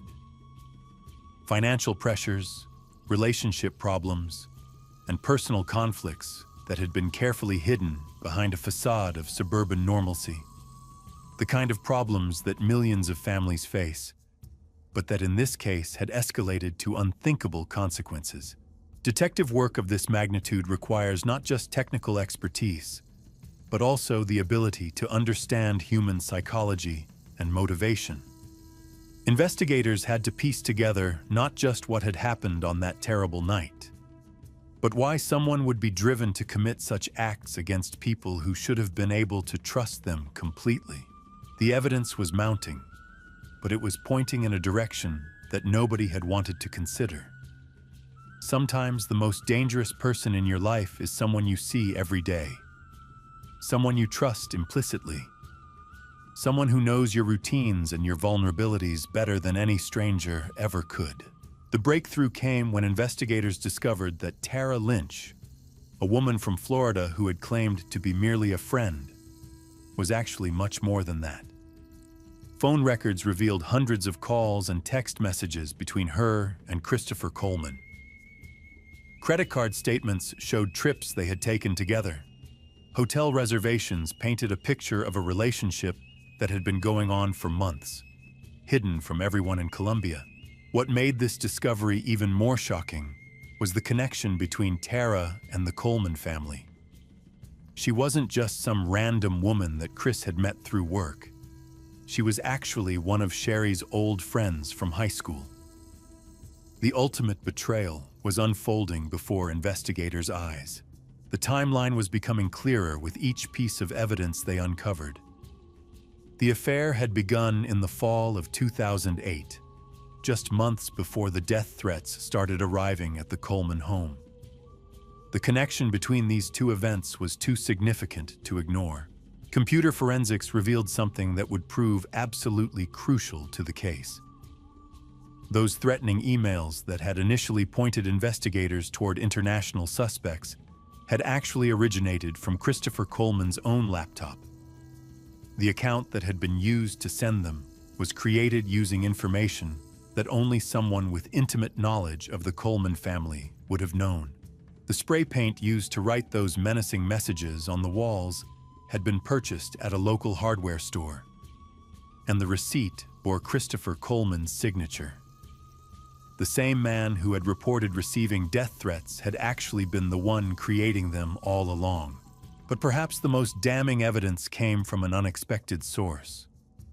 Tara Lynch had been keeping detailed records of her relationship with Coleman, including photos and videos that contradicted everything he had told investigators about the timeline of their affair. Among these photos was one that would ultimately seal Coleman's fate. A picture of the couple kissing, with a timestamp showing it had been taken weeks before Coleman claimed their relationship had even begun. When confronted with this evidence, his carefully constructed story began falling apart completely. The motive became crystal clear once investigators understood the full scope of Coleman's deception. He had been living a double life for months, promising Tara that he would divorce his wife and start a new life with her. They had even discussed wedding dates and future plans together, but there was a problem. Coleman's job with the religious ministry came with strict moral guidelines. Adultery could cost him his position and his substantial salary. He needed Sherry to be the one to file for divorce, to make it appear that the marriage had failed through no fault of his own. When Sherry discovered the affair but refused to divorce him, Coleman found himself trapped. He couldn't marry Tara without losing his job, but he couldn't continue the deception indefinitely either. The pressure was mounting from all sides, and he began planning what he believed would be the perfect solution. The death threats served multiple purposes in his scheme. They established a pattern of outside danger that would provide an obvious suspect when the murders occurred. They also gave him an excuse to install security cameras in his home, which he could later claim had malfunctioned or been tampered with. On the night of May 4th, Coleman put his plan into action. While his family slept, he methodically ended their lives, then spent time creating the crime scene that would support his story. The spray-painted messages, the open window, the missing security footage. Every detail had been calculated to point investigators away from him. The autopsy results revealed the true horror of what had happened that night. Sherry had fought for her life, sustaining injuries that indicated a violent struggle. Her 2 young sons had been killed in their beds, never having a chance to defend themselves or escape. Physical evidence on Coleman's body told the story of that final confrontation with his wife. Scratches on his arms matched the defensive wounds found on Sherry's hands. DNA evidence linked him directly to the crime scene, despite his attempts to clean up afterward. When Christopher Coleman was finally arrested and charged with 3 counts of first-degree murder, the community's shock was palpable. This was a man they had trusted, respected, and admired. The revelation that he had been capable of such calculated evil shattered their faith in their own judgment about human nature. The trial that followed would captivate the nation and force everyone to confront uncomfortable truths about the capacity for deception that exists within seemingly ordinary people. The evidence presented painted a picture of a man so consumed by selfishness and obsession that he was willing to destroy everything and everyone who stood in the way of his desires. In the end, justice was served. Christopher Coleman was convicted on all counts and sentenced to life in prison without the possibility of parole. But for the community of Columbia, for Sherry's family and friends, and for everyone who had known and loved Garrett and Gavin, no verdict could ever truly heal the wounds left behind. The writing had indeed been on the wall, but not in the way anyone had initially understood. The real message wasn't in those spray-painted threats or staged crime scene elements. It was in the pattern of lies, the web of deception, and the cold calculation that had led a father and husband to become the very monster his family should have been protected from. This case serves as a chilling reminder that evil doesn't always announce itself with obvious warning signs. Sometimes it lives quietly among us, wearing familiar faces and maintaining respectable facades, waiting for the right moment to reveal its true nature. The most dangerous predators are often those who know us best, who understand our vulnerabilities, and who have earned our trust through years of careful deception. The community of Columbia eventually began to heal, but they never forgot the lessons learned from this tragedy. They created memorials to honor Sherry, Garrett, and Gavin, ensuring that their memory would live on long after the horror of their deaths had faded, and they remained vigilant, understanding now that safety isn't guaranteed simply by living in the right neighborhood or surrounding yourself with the right people. The writing on the wall had told a story, but it wasn't the story anyone expected to read. When Americans think of tropical paradise, they picture crystal-clear waters, swaying palm trees, and endless possibilities for a fresh start. But sometimes what looks like paradise on the surface can hide something much darker underneath. Today, we're diving into a case that shocked investigators across 2 countries and revealed just how far someone will go to cover up the truth. This is the story of Devil's Island, where the American dream turned into an unimaginable nightmare. In the autumn of 2011, a young American couple arrived on the remote Caribbean islands of Panama with hopes of starting their new life together. Yvonne Baldelli, recently divorced and looking for adventure, had fallen head over heels for Brian Bermager, a decorated former Marine who seemed to have everything going for him. Brian had served 7 years in the Marine Corps, stationed in Washington, D.C., as part of the Honor Guard. There were even photographs of him standing in the White House alongside President George W. Bush. From the outside looking in, this guy had the perfect all-American persona that would make any woman's heart skip a beat. After completing his military service, Brian decided he needed to decompress and find his next chapter. Panama seemed like the ideal place to do exactly that. The cost of living was incredibly low, the beaches were pristine, and for someone with musical aspirations like Brian, the local bar scene offered plenty of opportunities to perform. Yvonne was absolutely smitten with this man. She saw him as her Prince Charming, the person she'd been waiting for her entire life. When Brian suggested they pack up everything and move to Panama together, she didn't hesitate for a second. Michelle Valenzuela, Yvonne's sister, watched as her sibling threw herself completely into this relationship. Yvonne was the type of person who gave 100% of herself when she fell in love, and she expected that same level of commitment in return. But Michelle had her reservations about Brian from the very beginning, despite her concerns. Yvonne was determined to make this work. She brought 2 sewing machines with her to Panama, planning to start a clothing business making bathing suits for tourists. With her beloved dog, Georgia May, by her side, she was ready to build the life she'd always dreamed of. The couple settled on Isla Carnero in Bocas del Toro, a small island community where expats from around the world came to escape their old lives. They rented a house right on the water, and Brian quickly became a fixture at the local bars, playing guitar and singing for food and drinks. At first, everything seemed perfect. Yvonne sent regular emails home to her family, painting a picture of tropical bliss.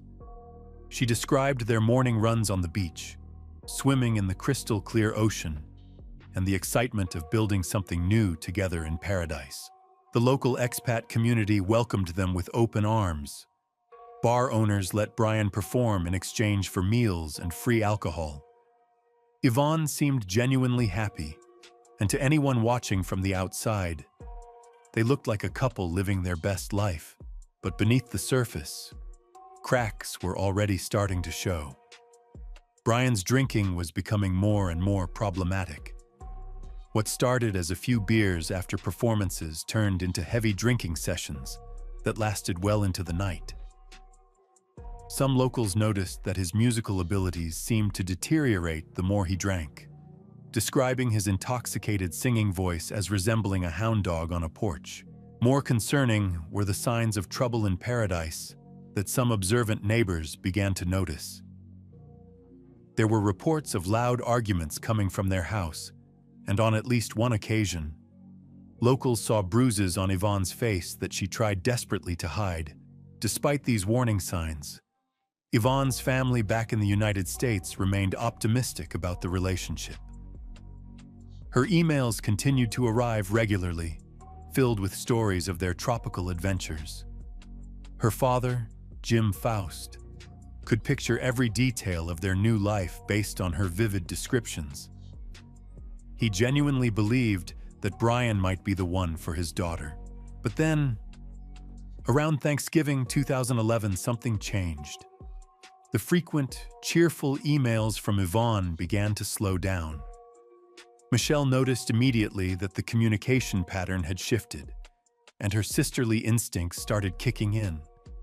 Days turned into weeks, and still no word from Yvonne. Finally, on December 14th, Michelle received a text message from an unknown number.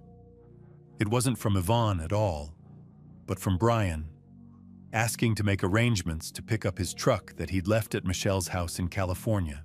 When Michelle called the number, Brian calmly explained that he and Yvonne were no longer together. He claimed they'd gotten into a fight because she'd discovered he had a child from a previous relationship, something he'd never mentioned before. According to Brian, Yvonne had simply packed up and left without a word. This revelation was devastating for Yvonne, who was unable to have children due to a medical condition. Learning that the man she'd sacrificed everything for had been hiding the existence of his own child would have been absolutely earth-shattering. But Michelle wasn't buying Brian's story. When she suggested they go to the police together to file a missing persons report, since he was the last person to see Yvonne, Brian seemed reluctant to get involved. That's when Michelle decided to dig deeper into her email account, where she discovered a message she'd previously overlooked. It was from Yvonne herself, sent shortly after Brian's call, explaining that she and Brian had broken up and that she was headed to Costa Rica with a man she'd met when they first arrived in Panama. The email described Brian as a lying, cheating individual and claimed that Yvonne should have trusted her instincts about him from the beginning. While the message provided some explanation for what had happened, something about it didn't sit right with Michelle. The timing seemed off, and certain phrases in the email just didn't sound like something her sister would say. Yvonne had never been the type to run off impulsively with someone she barely knew, especially after such a traumatic discovery about Brian's secret child.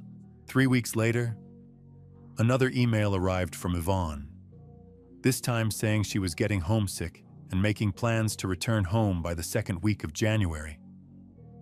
She mentioned she'd been staying with someone and was looking forward to seeing everyone again. This second email provided some comfort to the family, who assumed Yvonne would show up at their planned family gathering in January. But when that reunion came and went without any sign of Yvonne, Michelle knew something was terribly wrong. Her father, Jim, shared her concerns. After decades of knowing his daughter, he was certain that Yvonne would never simply disappear without maintaining contact with her family. She was too responsible, too caring, and too connected to the people she loved to just vanish into thin air. That's when Michelle decided to take matters into her own hands and investigate further.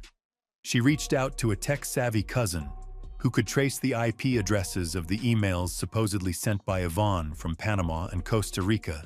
What they discovered would change everything and set in motion a chain of events that would eventually expose the dark truth about what really happened on Devil's Island. The cousin's investigation revealed something that sent chills down Michelle's spine. The emails that were supposedly sent from Panama showed IP addresses consistent with that location. But the email claiming Yvonne was in Costa Rica, living with another man, showed an IP address from Dana Point, California, exactly where Brian was now living. This meant that someone had been using Yvonne's email account to impersonate her, sending messages to her family from Brian's computer in the United States. The realization hit Michelle like a sledgehammer. Her sister wasn't hiding out in Costa Rica with some mysterious new boyfriend. Someone had been playing an elaborate game of deception, and that someone was Brian Brimmager. With this damning evidence in hand, Michelle knew she had to act fast. She contacted the FBI, where she met with Special Agent Andrew Masters, a seasoned investigator who immediately recognized the significance of what Michelle had uncovered. The IP address evidence was a smoking gun that proved beyond any doubt that foul play was involved. The FBI launched a full-scale investigation into Yvonne's disappearance, with Masters taking the lead. They contacted the State Department to check immigration records, which confirmed what Yvonne's family had suspected all along. There was no record of her ever leaving Panama or entering Costa Rica. Meanwhile, Yvonne's family couldn't wait for the wheels of justice to turn slowly. They decided to take matters into their own hands and travel to Panama to search for answers themselves. They connected with Don Winner, a legendary investigator and former U.S. intelligence officer who had built a reputation for solving impossible cases in Central America. Winner was known throughout Panama as the person to call when bad things happened to American citizens. He'd already helped put away 3 serial killers and had an uncanny ability to crack the most complex murder cases. When he heard Yvonne's story, he immediately knew they were dealing with something sinister. His assessment was blunt and chilling. The chances that Yvonne was running around Costa Rica with some other man were essentially zero. Winner believed they were looking at a murder case, and Brian Brimmager was their prime suspect. Back in the United States, the FBI was putting pressure on Brian, conducting surveillance and building their case. They discovered that within weeks of Yvonne's disappearance, Brian had not only returned to California, but had gotten engaged and married to Kristen Verkhoven, a woman he'd met while she was working at the White House. The timeline was shocking. Brian had proposed to Kristen just days after Yvonne disappeared in Panama. Wedding photos showed a couple that appeared blissfully happy, completely unaware of the dark secret that lurked beneath Brian's charming exterior. What made this revelation even more disturbing was that Kristen was the mother of Brian's secret child, the very discovery that had allegedly caused the final fight between Brian and Yvonne. Brian had been living a double life, maintaining relationships with 2 women simultaneously, neither fully aware of the other's existence. In Panama, Winner organized a press conference with local authorities to publicize Yvonne's disappearance and put pressure on anyone who might have information. For the first time, Panamanian police officially declared that Yvonne was the victim of foul play and named Brian Brimmager as their primary suspect. The press conference sent shockwaves around the world. Here was a decorated former Marine, someone who had served his country with honor and stood in the White House with the president, now being accused of murdering his girlfriend in a tropical paradise. As news of the case spread, witnesses began coming forward with disturbing accounts of Brian and Yvonne's relationship.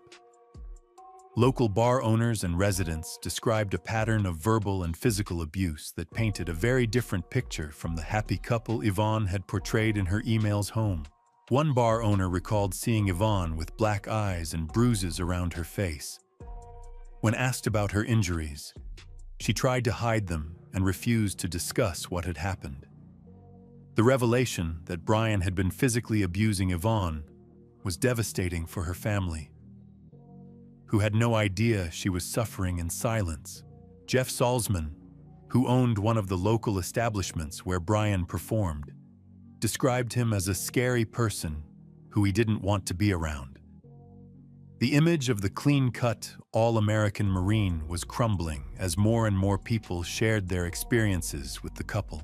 Yvonne's family organized search parties to comb through the dense jungle and swampland surrounding the island where she'd disappeared. The terrain was brutal. Thick tropical vegetation filled with spiders, snakes, and every kind of dangerous creature imaginable. The water was murky and rancid, making it nearly impossible to see anything beneath the surface, despite the challenging conditions. Volunteers joined the family in their desperate search for any trace of Yvonne. They found various items, a purse, medicine bottles, even a U.S. passport. but none belonged to Yvonne. Each discovery raised hopes only to dash them moments later. The search was emotionally devastating for everyone involved. Lauren Beyer, Yvonne's niece, found herself in the heartbreaking position of hoping to find her aunt, while simultaneously dreading what that discovery might look like after so much time had passed. Back in California, the FBI was closing in on Brian Brimmager.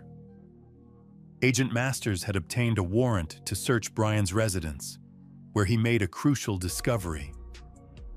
Sitting on a table in Brian's living room was a white Sony Vaio laptop computer, the exact same type of computer that Yvonne had taken with her to Panama. When Masters saw the laptop, he immediately suspected it belonged to Yvonne. His instincts proved correct. The computer contained a wealth of evidence that would ultimately help unravel the mystery of what happened on that remote Caribbean island. The laptop revealed Brian's internet search history, which painted a chilling picture of premeditation. In the days following Yvonne's disappearance, someone had used the computer to search for information about removing blood from mattresses and other incriminating queries that suggested someone was trying to cover up a violent crime. Perhaps most damning of all, the computer contained evidence that Brian had been using Yvonne's email account to send those fake messages to her family. The digital trail clearly showed that the emails claiming she was alive and well in Costa Rica had actually been composed and sent from Brian's residence in California. The investigation also uncovered financial records showing that Brian had been using Yvonne's debit card to withdraw money from her accounts after her disappearance. ATM surveillance footage captured him making these transactions, providing visual proof that he was accessing her finances while letting her family believe she was safe. As the evidence mounted against him, Brian Brimmager continued to maintain his innocence and live his new life as if nothing had happened. He spent his days playing golf, caring for his young daughter, and enjoying the comfortable suburban lifestyle that his new marriage provided. But the FBI wasn't about to let him escape justice. They were building an airtight case, piece by piece, that would eventually bring him to account for what investigators believed was a carefully planned and executed murder in paradise. In 2013, nearly 2 years after Yvonne had vanished without a trace, the FBI finally made their move. Special Agent Andrew Masters approached Brian Brimmager's apartment with handcuffs in hand, ready to end this elaborate charade once and for all. When Masters knocked on the door, Brian answered and invited him inside, claiming he'd been expecting this visit. For more than 4 hours, while Brian casually babysat his young daughter, Masters grilled him about the inconsistencies in his story and the mounting evidence against him. Brian continued to stick to his original narrative. He insisted that Yvonne had left him for another man, that she'd gone to Costa Rica willingly, and that he had nothing to do with her disappearance.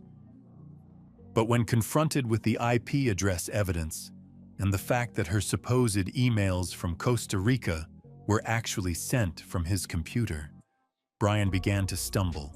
The pressure was mounting, and cracks were starting to show in his carefully constructed facade. Masters could see the doubt creeping into Brian's eyes as the evidence piled up against him. But even then, this former Marine refused to break. Brian was arrested and charged with 13 felonies related to the cover-up of Yvonne's death. However, without a body, prosecutors couldn't yet bring murder charges. That would all change in the most dramatic way possible. In June 2013, a local worker clearing brush on the very island where Brian and Yvonne had lived made a discovery that would finally bring closure to this tragic case. Hidden in the dense jungle, just a few hundred yards from where Yvonne's family had spent days searching, he found a duffel bag. When the worker unbuckled the clasp and looked inside, he discovered Yvonne's skeletonized remains. After 2 years in the tropical elements, only bones remained of the vibrant young woman who had come to Panama with such hope and excitement. DNA testing confirmed what everyone already knew in their hearts. This was Yvonne Baldelli, and her remains told a horrific story of what had really happened in Paradise. The autopsy revealed that she had been dismembered, most likely after being stabbed in the back at least twice. The discovery of Yvonne's body allowed prosecutors to finally bring murder charges against Brian Brimmiger. But for Michelle Valenzuela, who had fought tirelessly for justice for her sister, time was running out in her own battle for survival. Michelle had been diagnosed with an aggressive form of cancer, and doctors gave her just weeks to live. Despite her deteriorating condition, she was determined to see this case through to the end. In what would be one of her final acts of love for her sister, Michelle agreed to give crucial testimony while she still could. The courtroom scene was heartbreaking. Michelle, weakened by cancer but fueled by determination, sat directly across from Brian Brimmiger and told the world about her sister's disappearance. She pointed him out in the courtroom, identifying him as the man who had destroyed her family. The testimony was exhausting, and Michelle collapsed afterward from the strain. But she had accomplished what she set out to do.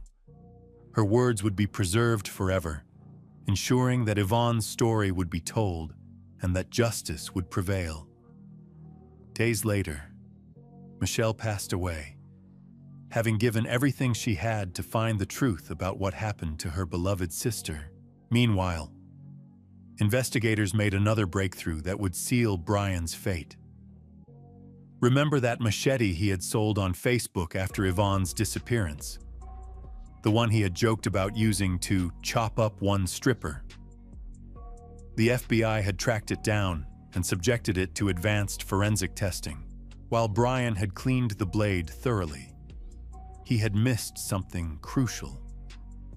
When investigators removed the handle, they found Yvonne's blood and DNA trapped underneath, where no amount of cleaning could reach it. This was the smoking gun that proved beyond any doubt that this weapon had been used to dismember her body. Faced with this overwhelming evidence, Brian Brimmiger's house of lies finally collapsed. His lawyers advised him that fighting these charges would be futile, and in early 2016 he finally admitted defeat.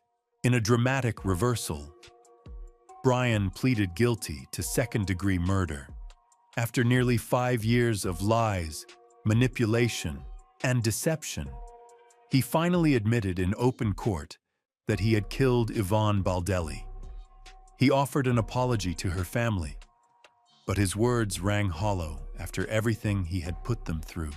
The judge sentenced Brian Brimmiger to 26 years in federal prison. For a man who had once stood in the White House as an honored Marine, this was a spectacular fall from grace. He would spend the best years of his life behind bars, paying for the terrible crime he committed in Paradise. With the case finally resolved, Yvonne's remains were returned to her family for a proper burial. In a touching ceremony, they laid her to rest at sea, knowing that she loved the ocean and would finally be at peace in the waters she had found so beautiful. The case of Devil's Island serves as a chilling reminder that paradise can quickly turn into hell when dangerous people are involved. Yvonne Baldelli went to Panama looking for love and adventure, but instead found herself trapped with a man capable of unthinkable violence. Brian Brimmiger's ability to live multiple lives simultaneously, decorated Marine, loving husband, and cold-blooded killer, shows how easily predators can hide among us. His wife, Kristen, continues to support him and visit him in prison, apparently still believing in his innocence despite his guilty plea. The real heroes of this story are the family members who never gave up searching for the truth. Michelle Valenzuela's determination to find justice for her sister, even while battling terminal cancer, demonstrates the power of love and persistence in the face of seemingly impossible odds.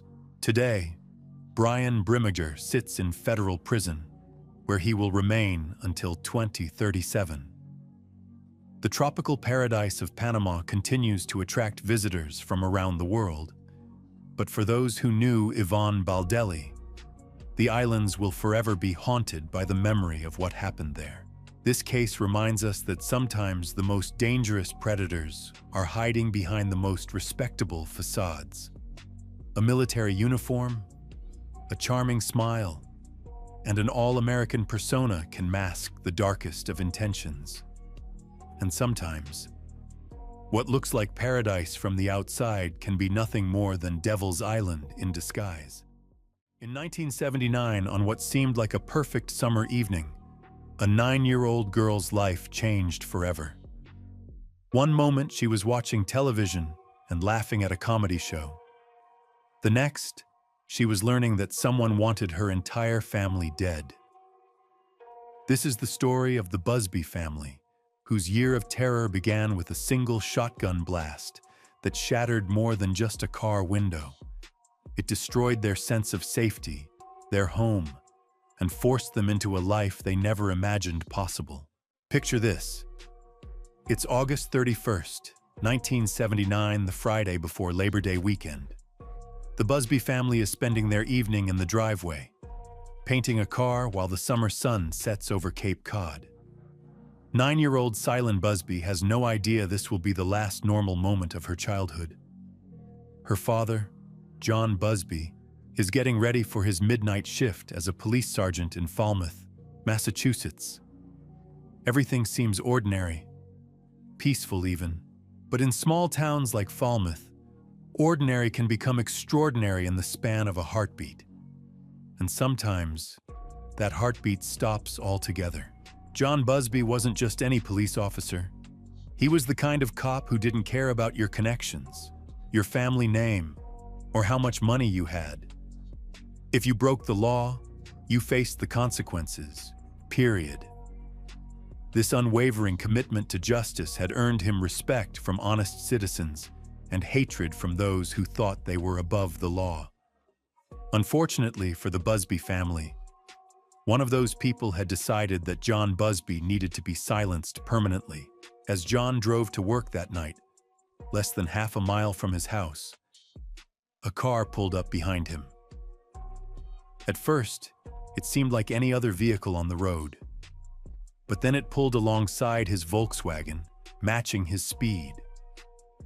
In that moment, John realized this wasn't a normal traffic situation. Someone was hunting him. The blast from the shotgun tore through the driver's side window with devastating force. The impact ripped through John's face, destroying his lower jaw and leaving him barely conscious. But in those crucial seconds before darkness took hold, he managed to do something that would save his family's lives. He wrote 2 words that would change everything, not an accident. John Busby knew instantly who wanted him dead. He'd crossed paths with dangerous people before, but one name stood out above all others. Someone who had a reputation for making problems disappear, sometimes along with the people who caused them. Someone who had been suspected in multiple disappearances and murders but had never been held accountable. Someone whose favorite saying was, "I smell smoke," which wasn't a comment about the weather, but a thinly veiled threat that your property might mysteriously catch fire. Meanwhile, back at the Busby house, 9-year-old Silent was settling in for what she thought would be a normal evening. She was watching Benny Hill on television, laughing at the comedy sketches, completely unaware that her father was fighting for his life just minutes away. Her mother Polly was studying to become a nurse. Her 2 older brothers, Eric and Sean, were probably getting ready for bed. Their cousin Kelly, who helped with babysitting duties, was keeping an eye on things. Then came the knock at the door that shattered their world. When Silent heard someone crying or screaming, she initially thought it was coming from the television.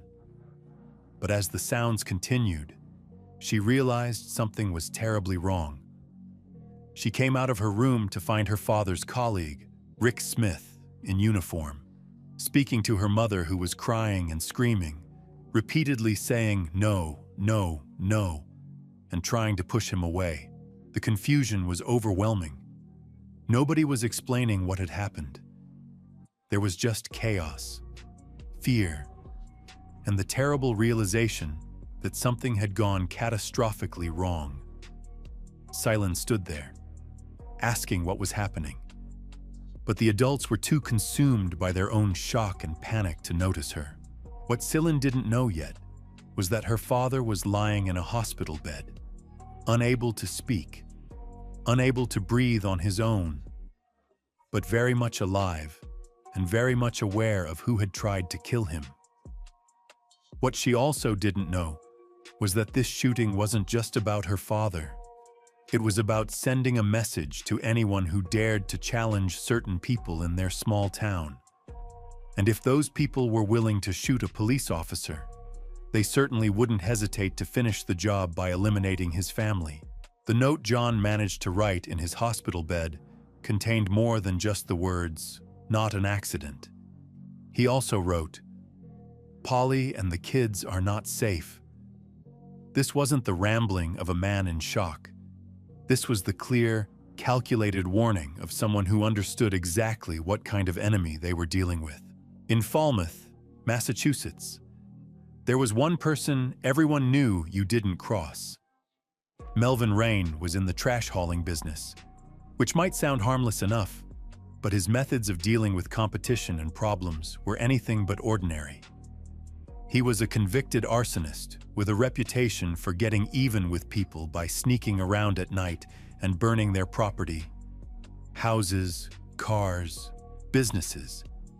If Melvin had a problem with you, something you owned might mysteriously go up in flames.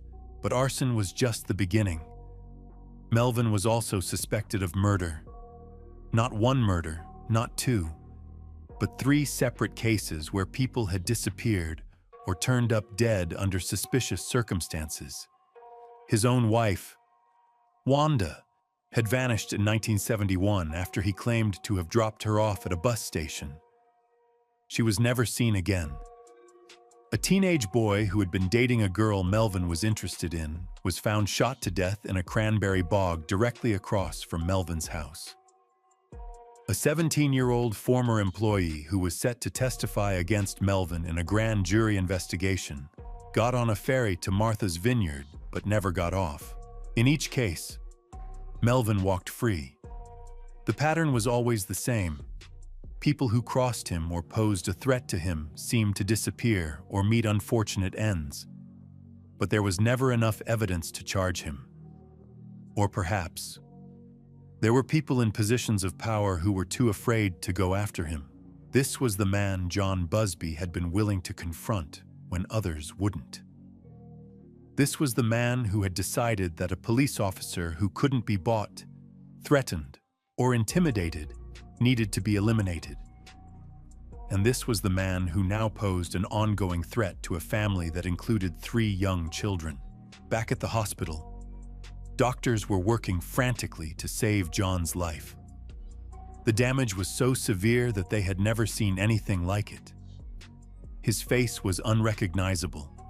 His jaw was gone, and he couldn't speak, breathe, or eat without mechanical assistance.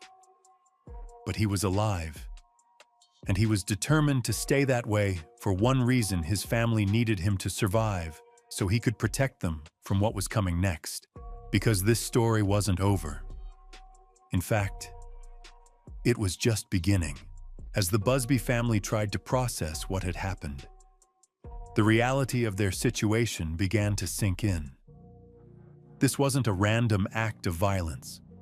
This wasn't a case of being in the wrong place at the wrong time. Someone had specifically targeted John Busby for elimination, and that same someone would likely not be satisfied with a failed attempt. The police response was immediate and overwhelming. Within hours of the shooting, the Busby house was surrounded by law enforcement. Squad cars filled the driveway. Officers with rifles took positions around the property. The message was clear. This family was now under siege, and everyone understood that the danger was far from over. For 9-year-old Silen, the transformation was jarring. One day, she was a normal kid living in a normal house on Cape Cod. The next day, armed guards were stationed outside her bedroom window. Police officers followed her to school, sat outside her classroom, and watched her eat lunch. Every movement was monitored. Every person who came near her was scrutinized. The psychological impact on the children was immediate and profound. At school, word spread quickly about what had happened. Some children were curious, others were frightened, and many were simply told by their parents to stay away from the Busby kids. Silen found herself sitting alone at lunch tables, excluded from playground games, and treated like a walking target. One particularly cruel classmate even told her directly that everyone knew someone was trying to kill her family and that they might be next. The family's home became a fortress. An 8-foot fence was erected around the property. A sophisticated alarm system was installed. Windows were covered. Doors remained locked at all times. The family dog, Tiger, was given away and replaced with Max, a trained attack dog whose sole purpose was to eliminate any threat to John Busby or his family. Max wasn't a pet. He was a weapon with 4 legs and a set of teeth designed to kill. But perhaps the most unsettling change was in John himself. When he finally came home from the hospital months later, he was a different person entirely. The injuries to his face were so severe that he was barely recognizable. His jaw had been reconstructed, but the damage went far beyond the physical. The man who had once been playful and affectionate with his children now seemed emotionally distant. The father who used to roughhouse and tell jokes had been replaced by someone who was constantly vigilant, always watching, always planning. The financial burden on the family was crushing. John's compensation for being shot in the line of duty was $200 per week, hardly enough to support a family of 5, let alone a family that needed round-the-clock security. The town of Falmouth was spending enormous amounts of money on police protection, and it was becoming clear that this arrangement couldn't continue indefinitely. Meanwhile, the investigation into the shooting was going nowhere. Despite John's clear indication of who was responsible, despite the obvious motive, and despite Melvin Rain's history of violence, no arrests were made, no charges were filed, no justice was served. It was as if the shooting had never happened, at least from an official standpoint. This lack of action wasn't just frustrating, it was terrifying. If the police couldn't or wouldn't go after the person who had tried to murder one of their own officers, what protection could they really offer his family? The Busbys were living in a state of constant fear, never knowing when the next attempt on their lives might come. John's anger was building to dangerous levels. In his hospital bed, he had initially focused on survival and recovery. But as the months passed and it became clear that no official justice would be forthcoming, his thoughts turned to a different kind of solution. He began to contemplate taking matters into his own hands. The idea of hunting down Melvin Rain and finishing what had been started that night in August became more than just a fantasy. It became a plan. The family was trapped in a nightmare that seemed to have no end. They couldn't live normally because of the constant threat. They couldn't rely on the justice system because it had failed them completely. They couldn't even trust their own community because too many people were either afraid of Melvin Rain or somehow connected to him.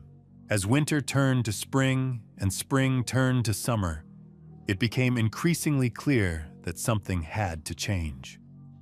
The Busby family couldn't continue living as prisoners in their own home. The town couldn't continue spending money on protection that might not even be effective. And John couldn't continue to heal, physically or emotionally, while surrounded by daily reminders of the violence that had been done to him. The solution, when it finally came, was as drastic as it was necessary. If the Busby family couldn't be safe in Falmouth, Massachusetts, then they would have to leave Falmouth, Massachusetts, not just for a vacation or a temporary relocation, but permanently. They would have to disappear completely, leaving behind everything they had ever known and starting over somewhere new, somewhere safe, somewhere that Melvin Rain couldn't find them. But leaving meant more than just packing their belongings and driving away. It meant abandoning their identities, their history, their connections to the community where they had lived their entire lives.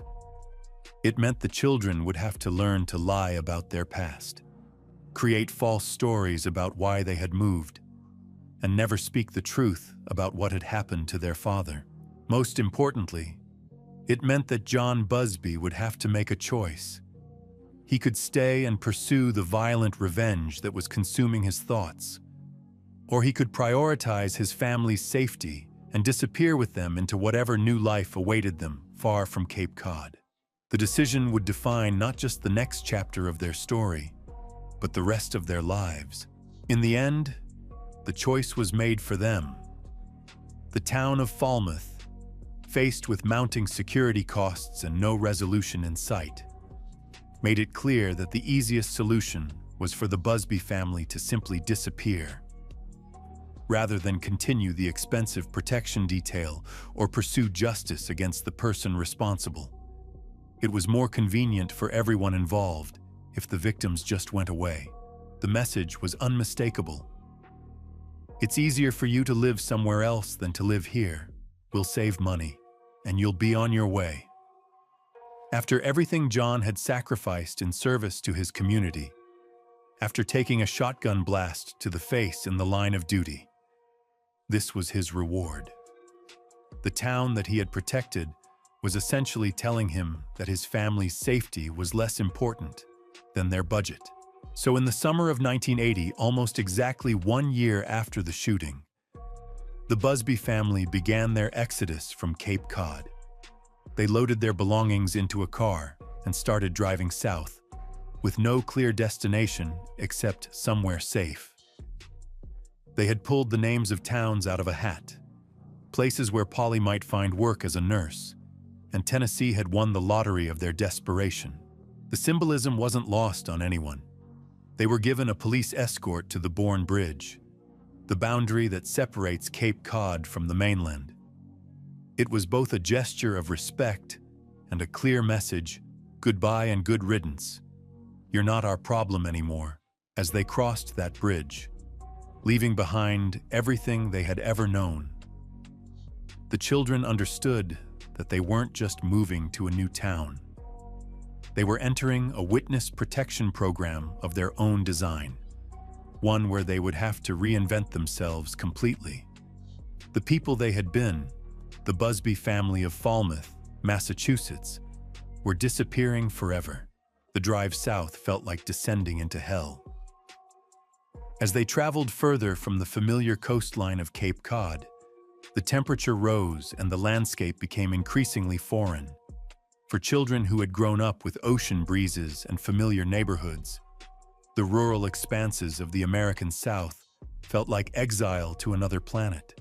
When they finally reached their destination in Tennessee, the culture shock was immediate and overwhelming. Everything was different.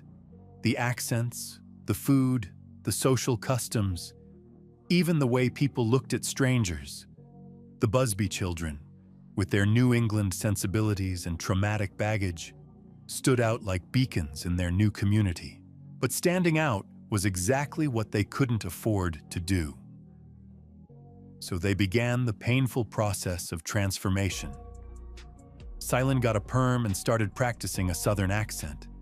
She learned to apply lip gloss and dress like the local girls. Most importantly, she learned to lie about their past, about why they had moved, about what was wrong with her father's face, about everything that mattered. John grew a massive beard that obscured most of the damage to his face. He found work on a farm, spending his days splitting wood and doing physical labor that seemed to help process some of his rage. The repetitive motion of swinging an axe through logs became a form of therapy. a way to channel the violence that still simmered inside him. For a while, it seemed like the healing might actually work. The family began to find their rhythm in this new place. The constant fear that had defined their existence in Massachusetts gradually faded. The children started making friends. Polly found work as a nurse. They were still looking over their shoulders, still careful about who they trusted. But life began to feel somewhat normal again. But John's anger hadn't disappeared. It had just gone underground. Every few months, he would have to return to Boston for reconstructive surgery, and each trip forced him to confront what had been done to him. When he shaved his beard for these procedures, he would see the full extent of his injuries in the mirror, and the rage would come flooding back. During one of these trips, his uncle presented him with a gift, a rifle with a scope and a silencer. Everything he would need to hunt down Melvin Rain and finish what had been started that night in 1979. For a moment, John was tempted. The weapon represented everything he had dreamed about during those dark months of recovery. But something had changed. The man who had once fantasized about revenge had been replaced by someone who understood that his family's peace was worth more than his personal vengeance. He looked at the gun, wrote a note to his uncle, and walked away. "Thank you for your effort," he wrote. "I won't need it." That decision marked a turning point. When John returned to Tennessee, he told his family he was done with surgery, done with trips to Boston, done with living in the past. They were going to embrace their new life and move forward as the people they had become, not the people they used to be. Years passed. The children grew up, went to college, started families of their own. The trauma never fully disappeared, but it became manageable. The family had survived not just the original attack, but the year of terror that followed and the complete upheaval of their lives. Then, in 2003, 24 years after the shooting, something unexpected happened. The Rain family had started turning on each other, fighting over money and spilling family secrets to the police. John Rain, Melvin's brother, finally came clean about what had happened that night in August 1979. The confession provided the vindication that John Busby had been seeking for more than 2 decades. His instincts had been correct. Melvin Rain had indeed been the one who ordered the hit. John Rain described how his brother had sat in the back seat of their car with a ski mask and a shotgun, waiting for the perfect moment to fire through John's window. But vindication came with a bitter irony. By the time the confession was made, the statute of limitations had expired. No charges could be filed. No justice could be served through the legal system. Melvin Rain would never face trial for attempted murder. In a way, though, justice had been served by other means. Melvin Rain was confined to a state institution, suffering from what was reported to be Pick's disease, a form of dementia that affects the brain. The man who had once terrorized an entire community was now powerless, his mind deteriorating, his capacity for violence neutralized by his own failing health. For the Busby family, the confession brought closure of a different kind. They had built new lives far from Cape Cod, lives that were fuller and richer than what they had left behind. Silen became a successful author, writing books for children and drawing on her experiences to help others understand resilience and survival. John and Polly found peace in their rural Tennessee home, surrounded by the natural beauty that had helped heal their wounds. The year they disappeared had ended, but the people they became in its aftermath had endured. They had proven that survival isn't just about staying alive. It's about finding ways to thrive despite the worst that life can throw at you.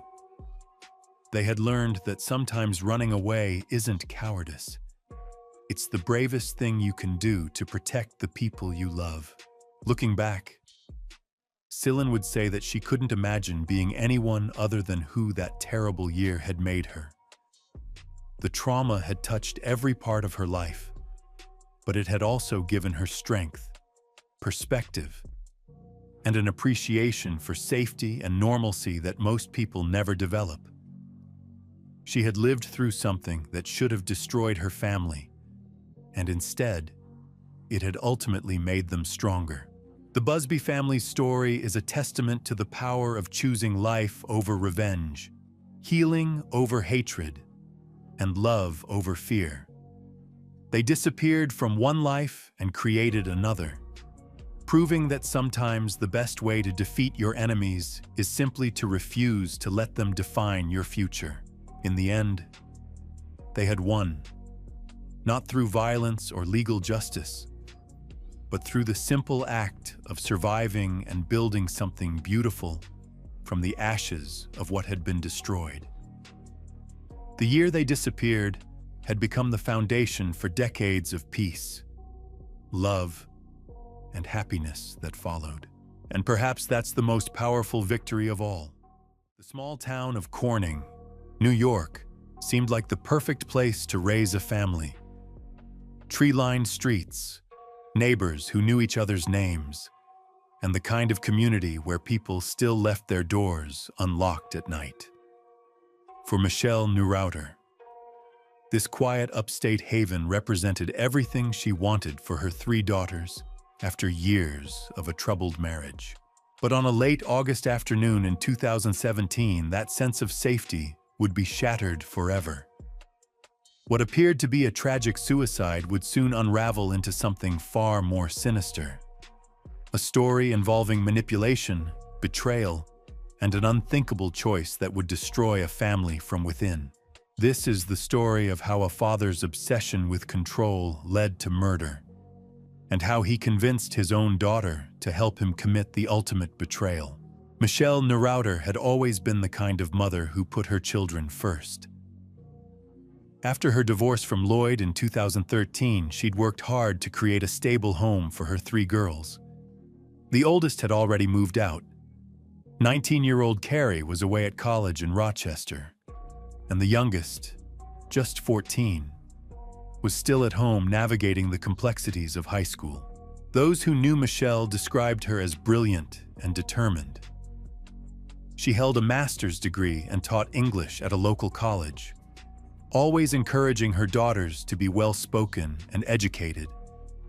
After years of what friends described as an controlling marriage, Michelle seemed to be finding her footing as a single mother. The divorce hadn't been easy. Lloyd, an engineer at the local Corning Glass Works, had fought tooth and nail for custody of the children. What followed was a relentless legal battle that consumed years of Michelle's life and drained her emotionally and financially. Court records would later reveal an astounding 26 separate legal filings after their divorce was finalized. 26. In most cases, divorce attorneys see maybe 2 or 3 post-divorce filings at most. But Lloyd was different. He seemed determined to use the legal system as a weapon, filing motion after motion, making false claims, and trying to get out of child support payments. Michelle's friends and family watched as this legal harassment took its toll. Every time she thought she could move forward, another court date would appear, another filing, another attempt by Lloyd to drag her back into the system that had already caused her so much pain. But then, in late August 2017, something unexpected happened. Lloyd failed to show up for a crucial court hearing regarding his petition for sole custody of their youngest daughter. For a man who had been obsessively litigious for years, this was completely out of character. He didn't withdraw his petition, didn't ask for a postponement, didn't even answer the court's calls or emails. Michelle's attorney was shocked. This was the same man who had filed motion after motion for years, and now he simply didn't show up. It was unthinkable, especially given his pattern of behavior. When the case was dismissed due to his no-show, Michelle felt something she hadn't experienced in years: relief. For the first time since their bitter divorce, it seemed like maybe, just maybe, Lloyd was finally ready to move on. That weekend, Michelle seemed happier than she had been in months. Friends would later remember seeing her and her youngest daughter sliding down grassy hills on blocks of ice, laughing and enjoying the simple pleasure of a summer day together. It was the kind of carefree moment that had been rare during the years of legal battles. But that joy would be short-lived. On Monday, August 28th, a family friend arrived at Michelle's house to pick up her 14-year-old daughter for swim practice. When no one answered the door, concern quickly turned to alarm. Through the glass panels of the front door, the friend could see something was terribly wrong. Sergeant John McDivitt was the first police officer to respond to the scene that afternoon. What he found would haunt him for years to come. Michelle Neureuther was lying at the bottom of her staircase, a rope around her neck. She was cold and stiff to the touch, clearly having been dead for hours. At first glance, it appeared to be a suicide by hanging. But as McDivitt and other investigators examined the scene more closely, things didn't add up. There was an unusual ligature mark on Michelle's chin that didn't match the pattern they would expect to see in a typical hanging. It looked as though someone had gone behind her, thrown a rope over her neck, and pulled back and down. Even more concerning was the fact that Michelle's youngest daughter, the one who was supposed to be picked up for swim practice, was nowhere to be found.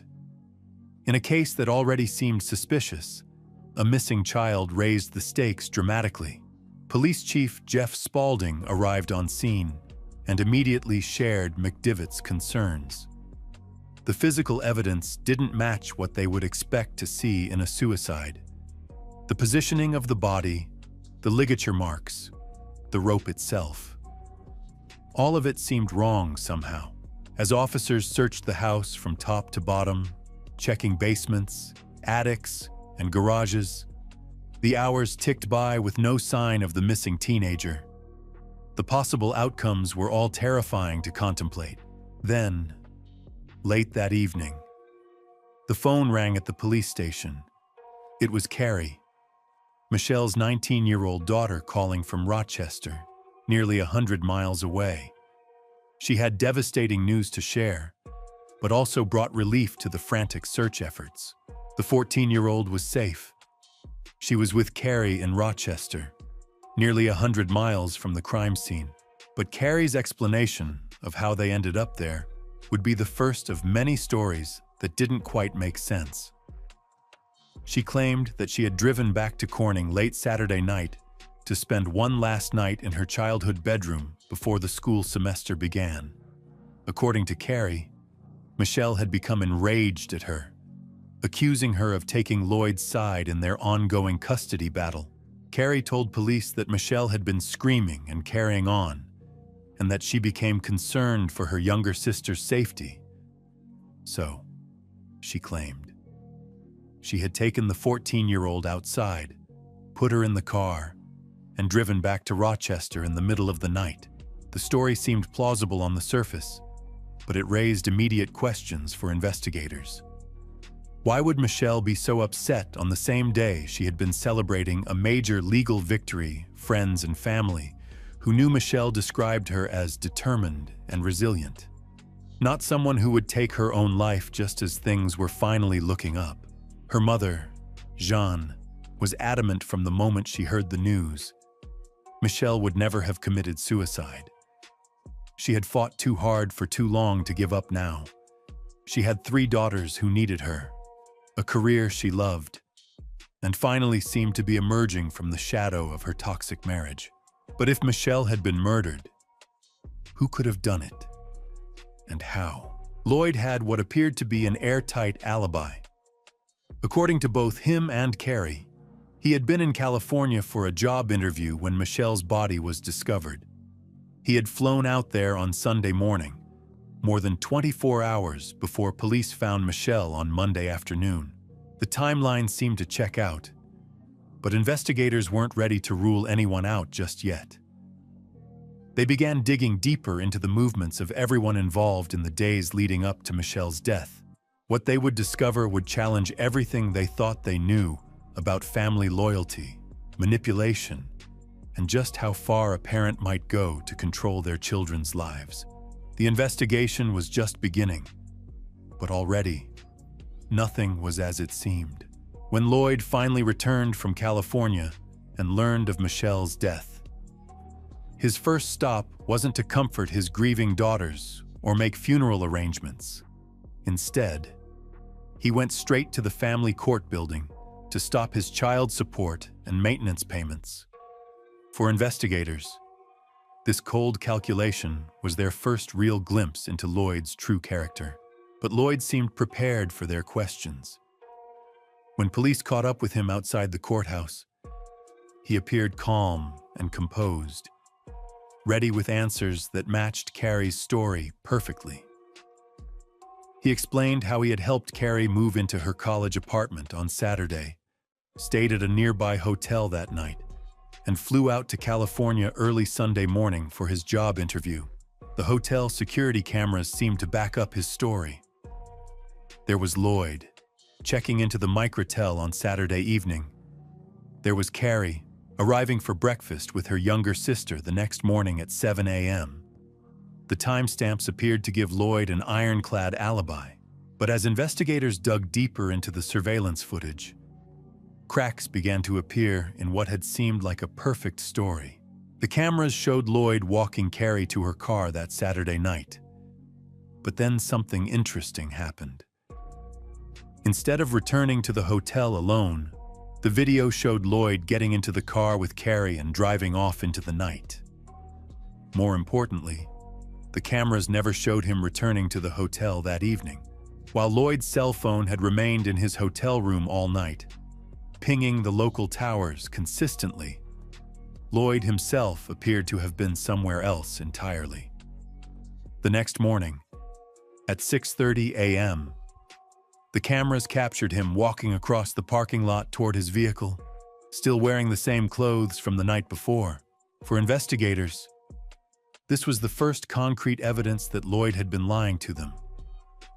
But lying about where you spent the night doesn't necessarily make you a murderer. They needed more. The motive became clearer as they examined Lloyd's financial situation. Despite his engineering job at Corning, he was drowning in debt. Over $100,000 in credit card bills, and monthly payments to Michelle of nearly $6,000 in child support and alimony. The financial pressure was mounting, and Michelle's death would solve multiple problems at once. Not only would the support payments stop, but Lloyd stood to collect on Michelle's life insurance policy, worth $260,000. For a man facing financial ruin, his ex-wife's death represented a potential windfall 2.5 months after Michelle's death, with the case still officially undetermined. Investigators decided to employ a technique known in law enforcement circles as tickling the wire. They would place wiretaps on both Lloyd and Carrie's phones, then create a situation that might prompt them to have revealing conversations. The ruse was simple. An investigator called Carrie, claiming they had additional questions and wanted to meet with her again. It was a common technique, designed to create anxiety and hopefully prompt incriminating phone calls. The strategy worked better than they could have hoped. Within minutes of hanging up with police, Carrie was on the phone with her father, clearly panicked about the request for another meeting. Lloyd's response was telling. Instead of encouraging his daughter to cooperate with the investigation, he immediately began coaching her on what to say. More suspiciously, when Carrie suggested she could easily meet with the investigator and tell the same story she had already given, Lloyd shut down the idea entirely. He instructed her to claim he had a counseling appointment back in New Jersey and couldn't make himself available. For investigators listening in, Lloyd's behavior raised an obvious question. If they were both telling the truth about Michelle's death, why would Lloyd be so reluctant to speak with police again? Why coach Carrie on how to avoid the meeting? Innocent people typically want to help solve cases, not avoid investigators. But the wiretaps alone weren't enough to build a murder case. The district attorney needed more concrete evidence, so he took an unusual step. He asked a private forensic pathologist to take a fresh look at all the evidence from Michelle's autopsy. By this time, Lloyd had already had Michelle's body cremated, so there was no physical remains for the pathologist to examine. But using the original autopsy photos, documentation, and evidence from the scene, the expert reached a conclusion that changed everything. Michelle Neureuther had been murdered. The ligature mark on her chin, the specific pattern of hemorrhaging in her eyes, and other forensic details all pointed to one conclusion. Michelle had been strangled to death, and her body had been positioned to make it look like suicide. Armed with this new determination, investigators were ready to move. On January 24, 2018, nearly 5 months after Michelle's death, they coordinated simultaneous confrontations with both Lloyd and Carrie. 2 investigators showed up at Lloyd's office in New Jersey, while a pair of state police troopers found Carrie at her college internship in Syracuse. This was their Hail Mary pass, their chance to finally get the truth about what happened that night. The strategy of separating them proved crucial. When investigators told Lloyd that the medical examiner had ruled Michelle's death a homicide, he maintained his innocence. He even agreed to take a polygraph test, seeming confident in his ability to pass. But 200 miles away in Syracuse, Carrie was having a very different reaction to the news. Away from her father's influence for the first time since the murder, the psychological pressure finally became too much to bear. In barely a whisper, 19-year-old Carrie began to tell investigators what really happened on the night her mother died. Her father had come to Michelle's house with her that night, and she had helped him get inside undetected. According to Carrie's confession, Lloyd had approached her with an unthinkable proposition just 1 week before the murder. He claimed he was facing financial ruin and couldn't afford to keep paying Michelle. He presented his daughter with what he framed as an impossible choice. He could kill himself, leaving Carrie and her sisters orphaned and without financial support. Or there was what he called Plan B. He would kill Michelle instead, making it look like suicide, and the family's problems would be solved. For a 19-year-old who had been subjected to years of her father's manipulation and control, the choice seemed real. In her mind, she wasn't choosing between her parents' lives. She was choosing between losing one parent or losing both. The confession revealed the horrific details of that night. Carrie had driven back to Corning, not to spend a night in her childhood bedroom as she had originally claimed, but to help her father commit murder. She had brought him into the house through the front door, while her younger sister slept in the living room. Lloyd went upstairs to confront Michelle in her bedroom. At first, there was arguing.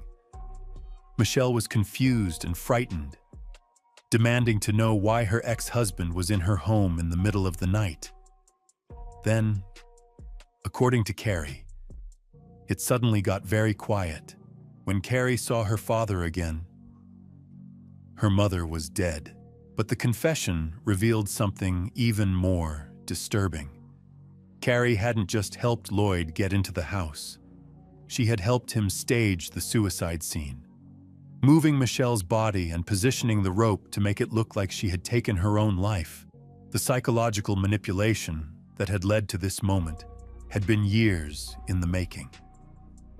What experts would later identify as parental alienation had systematically turned Carrie against her mother, making Michelle seem like the enemy rather than the victim. As investigators prepared to arrest Lloyd, they discovered he had vanished. The confident man who had agreed to take a polygraph test had disappeared, rather than face the consequences of his actions. They tracked his cell phone to downtown Princeton, New Jersey, where they found him on the roof of a municipal parking garage. When officers moved in to arrest him, Lloyd bolted to the edge of the 5-story structure and threatened to jump. For 2 hours, he kept police at bay, teetering on the edge of the building as negotiators tried to talk him down. In the end, it took a tackle from a New Jersey state trooper to bring him safely into custody. The man who had orchestrated his ex-wife's murder and manipulated his own daughter into helping him was finally under arrest. But the most difficult questions were still ahead. How had a father convinced his child to help him kill her mother? And what price should Carrie pay for her role in such an unthinkable crime? The confession that Carrie gave to investigators that day would haunt everyone who heard it. Here was a 19-year-old college student describing in clinical detail how she had helped her father murder her mother.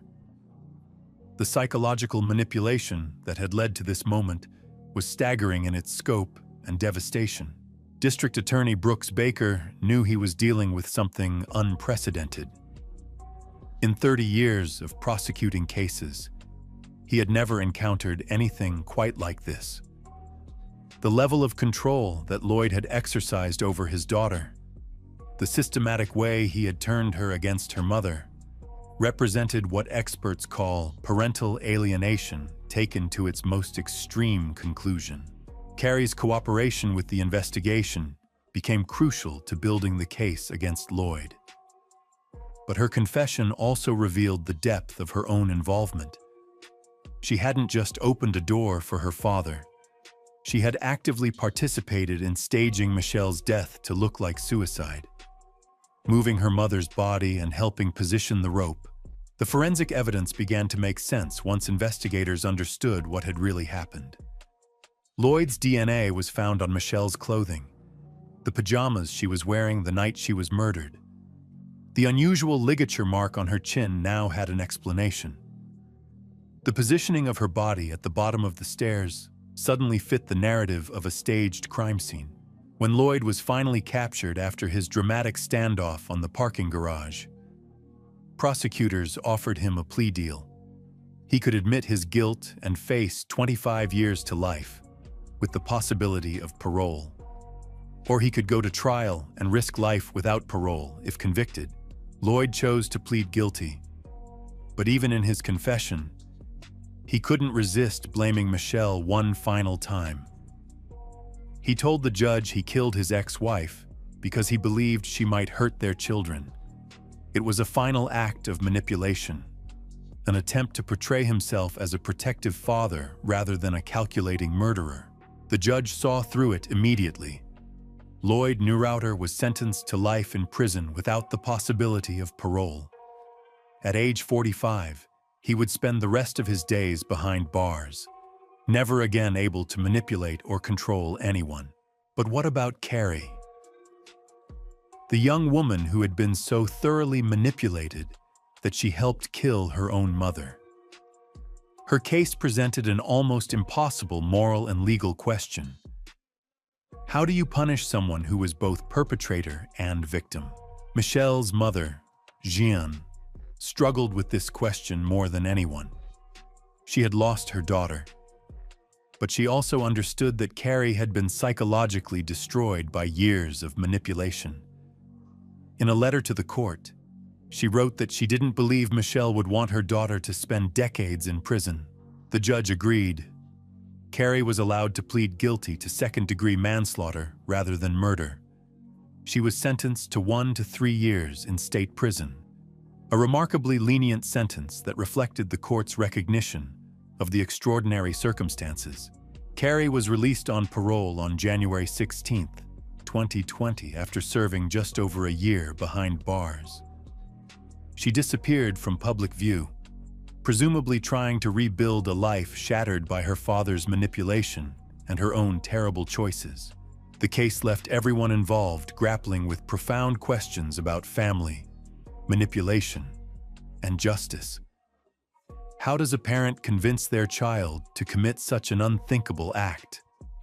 How do you assign blame when the lines between victim and perpetrator become so blurred?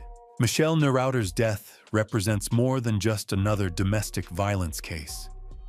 It's a cautionary tale about the devastating power of psychological manipulation and the lengths to which some people will go to maintain control over others. Today, Lloyd remains in prison. His dreams of financial freedom and continued control over his family's lives reduced to the confines of a cell. His daughters must live with the knowledge that their father murdered their mother and convinced one of them to help. In the end, Michelle's fight for her children's well-being continued even after her death, as the truth of what happened that night finally came to light. The woman who had spent years trying to protect her daughters from their father's manipulation had become his final victim. But her story would serve as a warning about the deadly consequences of unchecked control and abuse. The small town of Corning, New York, where neighbors once felt safe leaving their doors unlocked, learned that the greatest dangers sometimes come from within our own families. And somewhere, a young woman tries to live with the choices she made on one terrible night, when a father's manipulation led to a mother's death and a family's destruction.